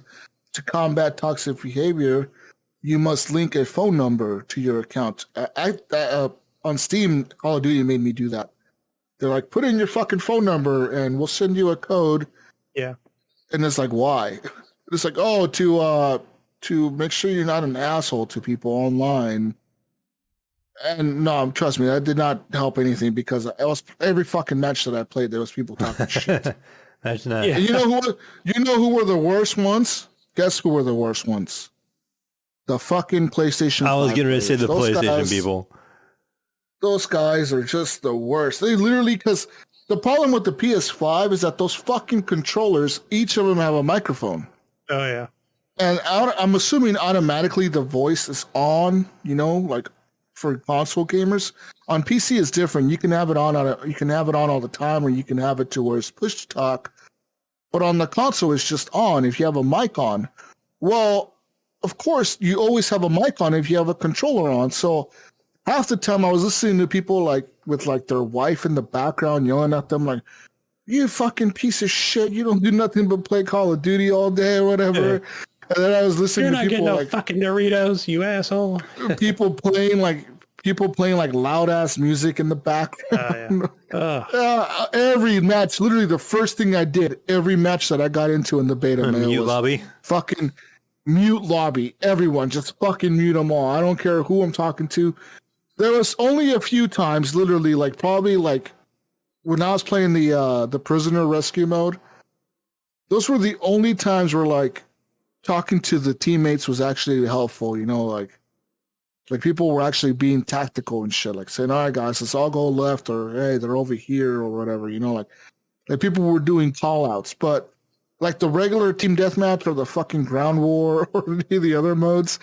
That shit was just chaos in the lobby. It was like, what the fuck? Especially the ground war mode, because that one had like, that's the one that had like 30 players on each team or whatever. So it's a bunch of people talking at once, dude. It was so annoying. It was so fucking annoying. I was like, this is Call of Duty. Remember the good old days, Jesus, where, we didn't have all these modes in Call of Duty. It was, what was there like? There was like 3 modes, right? But you can go in. I like how in the lobby, right? You go in. Okay, you can quickly on the Xbox 360 controller mute. Okay, they're good. Mute. All right, let's start. It was like it was easy back then. Yeah. Yeah. Now it's like longer matches, 50 versus 50. Yeah. Fuck that. Yeah. It's Call of Duty though. Like I was expecting this shit talking. It was just really. It was like this felt like Call of Duty Modern Warfare, like back on the 360, man. It was just so much shit talking, Mayo. It was insane, but it was kind of cool at the same time. So it was like, oh, you sons of bitches, you guys don't even know what I did to your mothers. Like, oh man, I will talk so much shit to you, motherfuckers, all of you. Some of that stuff can be funny, right? Where other people wouldn't agree. They would say, Gunny, that's wrong. But maybe I would say the only thing that really that leaves a bad taste in my mouth, especially when I was playing Hell Let Loose recently, was just the racism stuff. Like, that's you cross the line with that stuff. That's all those people, I automatically mute them, and like sometimes I'll even report them. Like if they start dropping fucking N-words. Or like if they start talking about like being Nazis and white power and shit. I'm like, no, all bro, that like, stuff. It's just come on. Fuck you, man. That shit ain't cool. Like fuck you. It's cool to shit talk people. Like you're trash, whatever. I fucking killed you. Yeah, you're garbage. You suck dick or whatever. You know what I mean? Like I know it's sexual stuff, but but suck dick at this game. I'm like, okay, you're funny. But yeah, that whole Nazi thing is just all right. That's gotta fuck go. out of here with that shit. Yeah. Also, apparently the PS5 has been jailbroken, Mayo. People have found out a way to jailbreak the PS5. And with the jailbreaks, apparently people are playing PT on the PS5 now. That's like the first thing people put on there. What's the love with that game? Like that's literally like a demo, and people love that shit. What game? Why do people PT, man? You don't remember PT? No. It was an exclusive. Yeah, it was exclusive PS4 game that was probably a Konami thing, right? It was being made by who the fuck was making PT? Was it? I don't know. I always think Konami, something. Hideo Kojima was making it. Yeah, that's I thought why he it was was. so popular. Yeah. I probably wasn't paying before attention to PS4 as much back then. He was So with Before Konami. Yeah. that was before he made Death Stranding. He was working on PT. No, he was doing Metal Gear Solid 5, I believe, at the time. He had just done that. Metal Gear Solid 5 was done already. Yeah. They just done Metal Gear Solid 5, and he was this was before Death Stranding got announced or whatever. He got gone on stage with Sony or whatever at E3, and then he was like, there's a demo for my game out now. Because I remember Iam saying he had it on his PS4 probably at the time, early on. Said, Yeah, I can just sell my PS4 with this game on it. I watched Get $500 out of it. Yeah. Yeah, I watched Iam stream it for like an hour or two. It was kind of a weird game. It was just like walking down the same hallway, but like every time you walk down the hallway, some creepy shit would happen, and then it would just keep getting creepier and creepier, apparently. I don't know. It was weird. Video game. Yeah. Anyways, that's all we have for news. I'm done with the news, Gunny. There's no more news. Right. All the news are done. All the news it's all done. Good deal. Over to the console corner. Yeah, that's no more news. It's all done. We're finished. We're moving on to the console corner now, guys. All right. No more news. We're done. No more Stadia news. Moving on to free and subscription-based stuff over here. What do we have for PlayStation? No more Stadia. That's gone. There's no more free shit coming out of that. I get the email. It's funny. I did not get an email, Jesus, from Stadia. How the fuck is Stadia dead, but that Luna shit from Amazon is still going? Is that still going? right? I have not seen Luna in forever. No one talks about Luna. Luna is still there, but no one talks about Luna. It's still there, though. Yeah, I still see, every time I see that controller, I'm like, that's a cool looking, I know it looks similar to like, an Xbox, controller, but still, I don't know, it looks cool. Maybe I just like that color. But over to the console corner, guys, PlayStation Plus for the month of October. You get 3 amazing games. Hot Wheels Unleashed. I played that game. I only played it maybe a couple times, but it's really good. Fun. And also Injustice 2. No, I'm not a fighter guy, but good story there with Injustice 2. And another game called Super Hot. Another fun one. Play that in VR, man. That's pretty badass, especially if you got PlayStation. Again, I know it's 2 different versions. I think I might have purchased that game. I'd have to double check. So, but yeah, I think I can't play regular Super Hot. But well, now I can, right? Because I have PlayStation Plus. I can play all my stuff on there. So, I guess a win. I got to go download those. Play some more Super Hot. But moving over to Games for Gold. Now, there is a change for Games for Gold. I don't have the article in front of me, but I saw it on Twitter either today or yesterday, where they are now at 2 games a month, no longer 4. So, yeah, there's that, right? I mean, what was the deal anyway, right, guys? It was like, get these 2 crappy games and claim them and cancel download, right? So, they're taking up hard drive space. So, it's all about Game Pass now.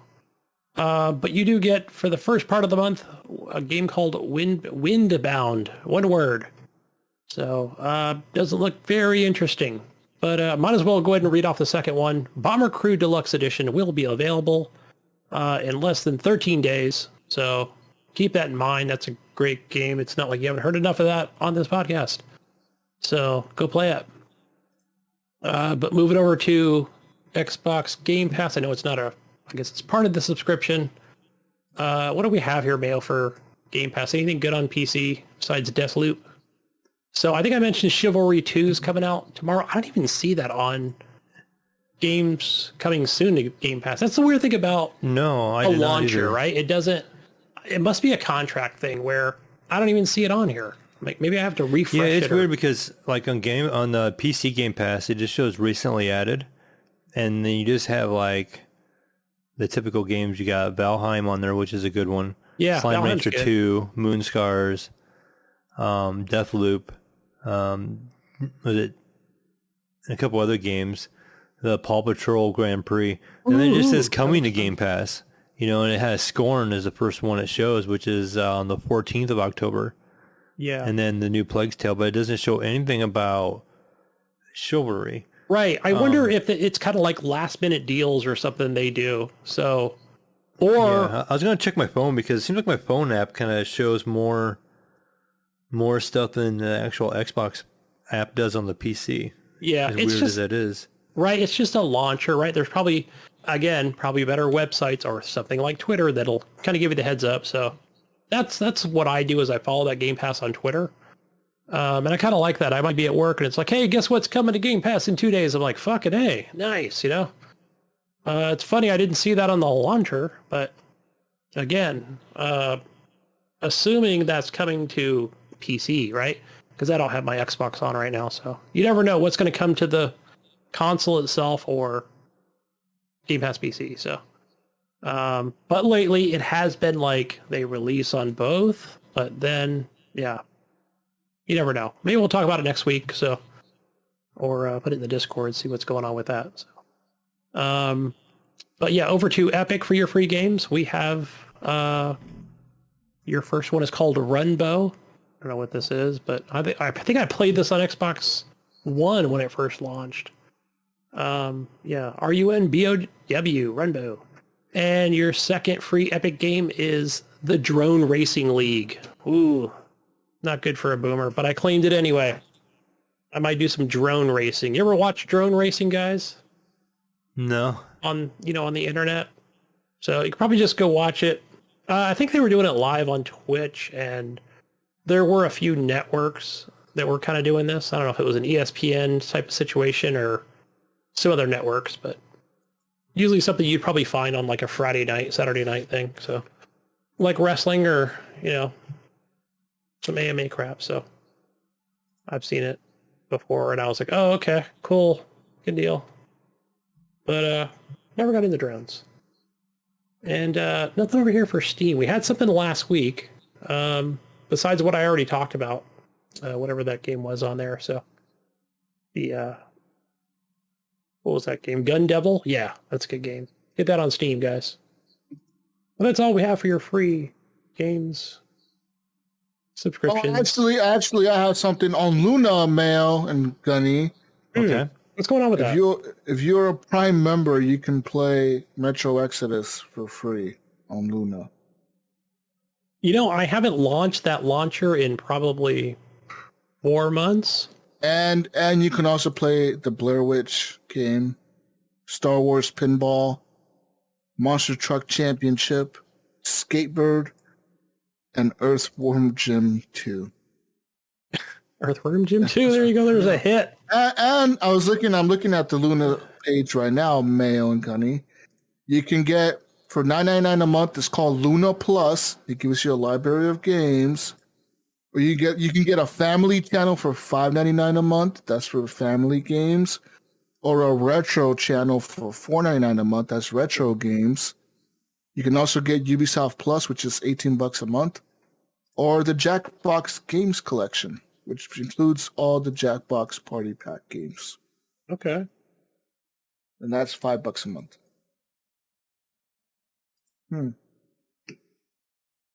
Oh, nice.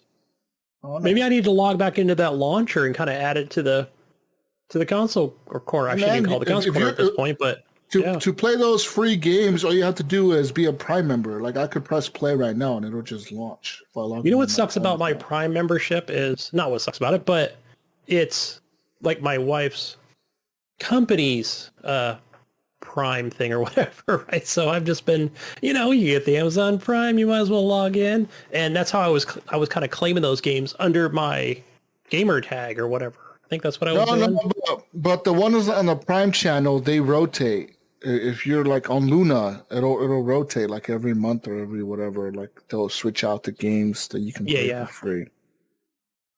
Right, that's something I haven't logged in. I was just thinking of the Amazon Prime game, so different thing.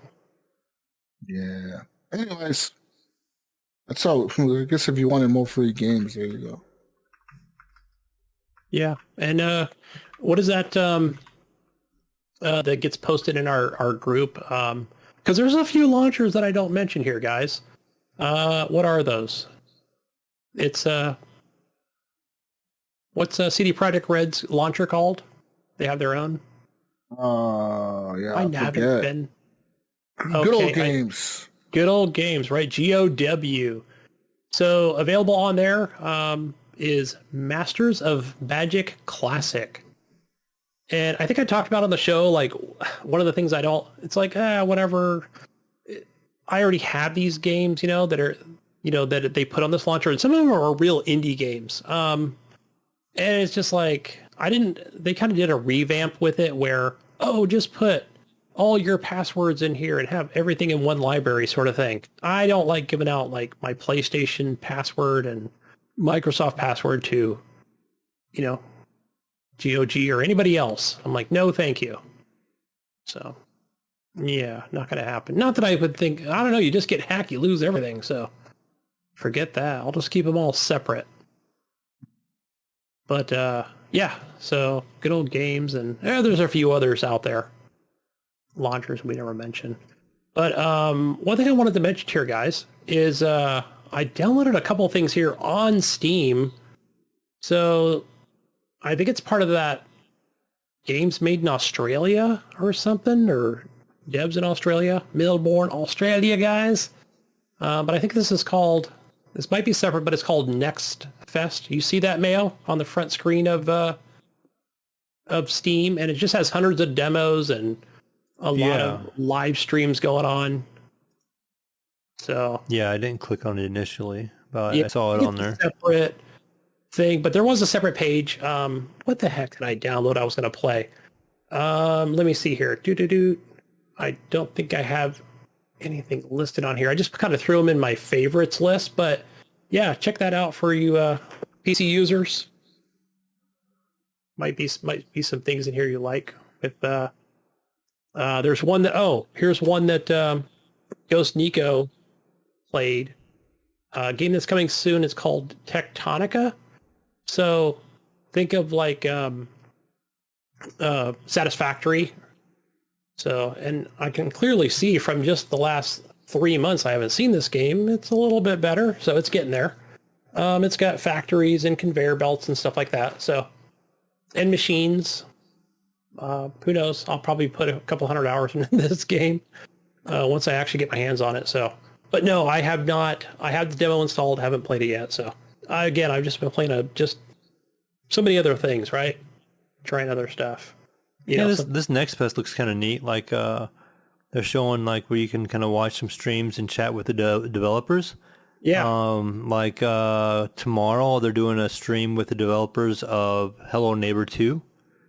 And you can kind of chat with their devs, and they're kind of showing, I guess, there's a new demo. I'm surprised how popular that game is. I mean, I popped open the iPad, and it was like, here, get this popular game. Like, Hello Neighbor 2. I'm like, wait, that game's everywhere. It's a lot of games I've never heard of before, but there's a few that, the Hello Neighbor 2 and... here's one for me, guys. It's called Manor Lords. Manor Lords. It looks like a city builder simulation strategy game. So that is getting installed immediately. So doing that right now. Yeah, it looks like a lot of indie stuff, but you can watch the videos and chat with the devs. So yeah. Neat. So yeah, it's called Next Fest, but should be on the front page of your. Yeah, it's right on top of Steam store. Steam. Yep. So there's that. Let's move on to community questions here, guys. I know that these are from last week. We didn't have any from today, so. All right. But Brian Tulp Jr. has a couple questions. What's up, Brian? And his first one reads as, now that you know what the corn song is, what does he say here? Do you think Evan and Mayo could write a better song about pumpkins after the large pumpkins? We just talked about visiting the pumpkin patch, didn't we? Oh, yeah. You and Evan. I definitely feel like Evan and I could write a better song than that song. That song wasn't very good. Yeah. Yeah. That'll be next week, right? So that'd be funny. So I don't know. I already picture Evan. He's got his what is that thing called? The leg scooter or whatever it's called. The little knee scooter or whatever. A knee scooter. I've seen those before. Scooter. Knee scooter, but it's got like a shackle with a long chain on it, right? Because you don't want him to get too far, right? Yeah. I don't want him getting away. Try to get back to California. He's not real fast on it because the terrain is kind of rough, you know. If he gets in a parking lot, he might get away. But so I got to keep him out of the parking lots. But as long as he's in the grass and or a little more off road, he ain't going anywhere. Be like, check this out, Mayo. I'm used to being in California. We're on skateboards. We hold on to the back of the bumper of cars and ride down. Yeah, Mayo. Why don't you have him on to the back of the Camaro, and you go really fast down the street and have him hold on? Yeah. Right. Oh yeah. Do that. That'd be cool. Well, we're starting off in stages, right? So while I was gone, he was walking my dog, and my dog just kind of pulls him, I think. So we're starting them off slow.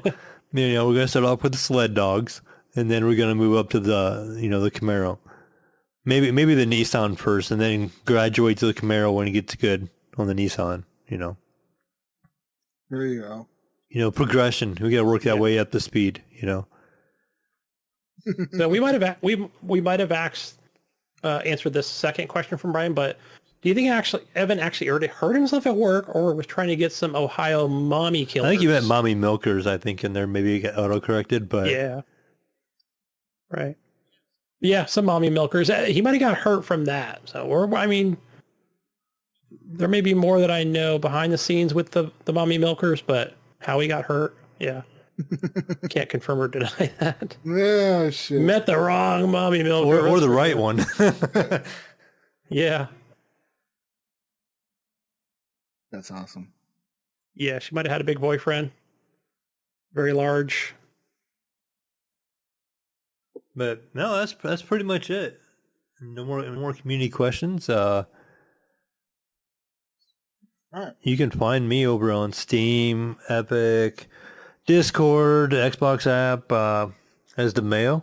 You can pretty much hit me up on one of those. Mainly Discord is the easiest. But I'll be on there. What about you, Gunny? Yeah, go find me over on Xbox, Steam, Uplay, Epic as Gunny Chief. That's one word. Gunnychief. And over on PlayStation now, doing some PlayStation Plus stuff. That's HGP _Gunny. What say you, Jesus? What say you? Where we Finding find everything as Jesus Walks a lot. I'll definitely be playing some World War III. I'll be playing some Marauders. I really want to know that game. I want to get in there. I want to scavenge some spaceships.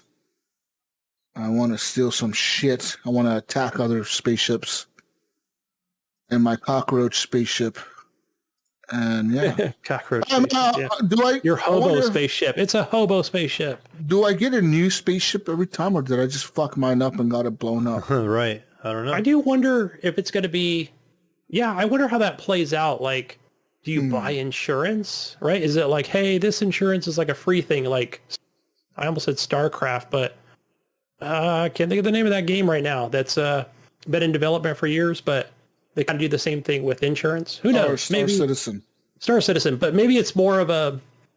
I don't know. I think the game is like new, right? So maybe it's just like everybody gets the same hobo spaceship. We'll see. I don't know. Yeah. But yeah. What did you say, Jesus? Peace out, Brussels sprouts. We'll catch you on the next week's edition of the Horrible Gamers Podcast. We're out. We're out of here. See ya.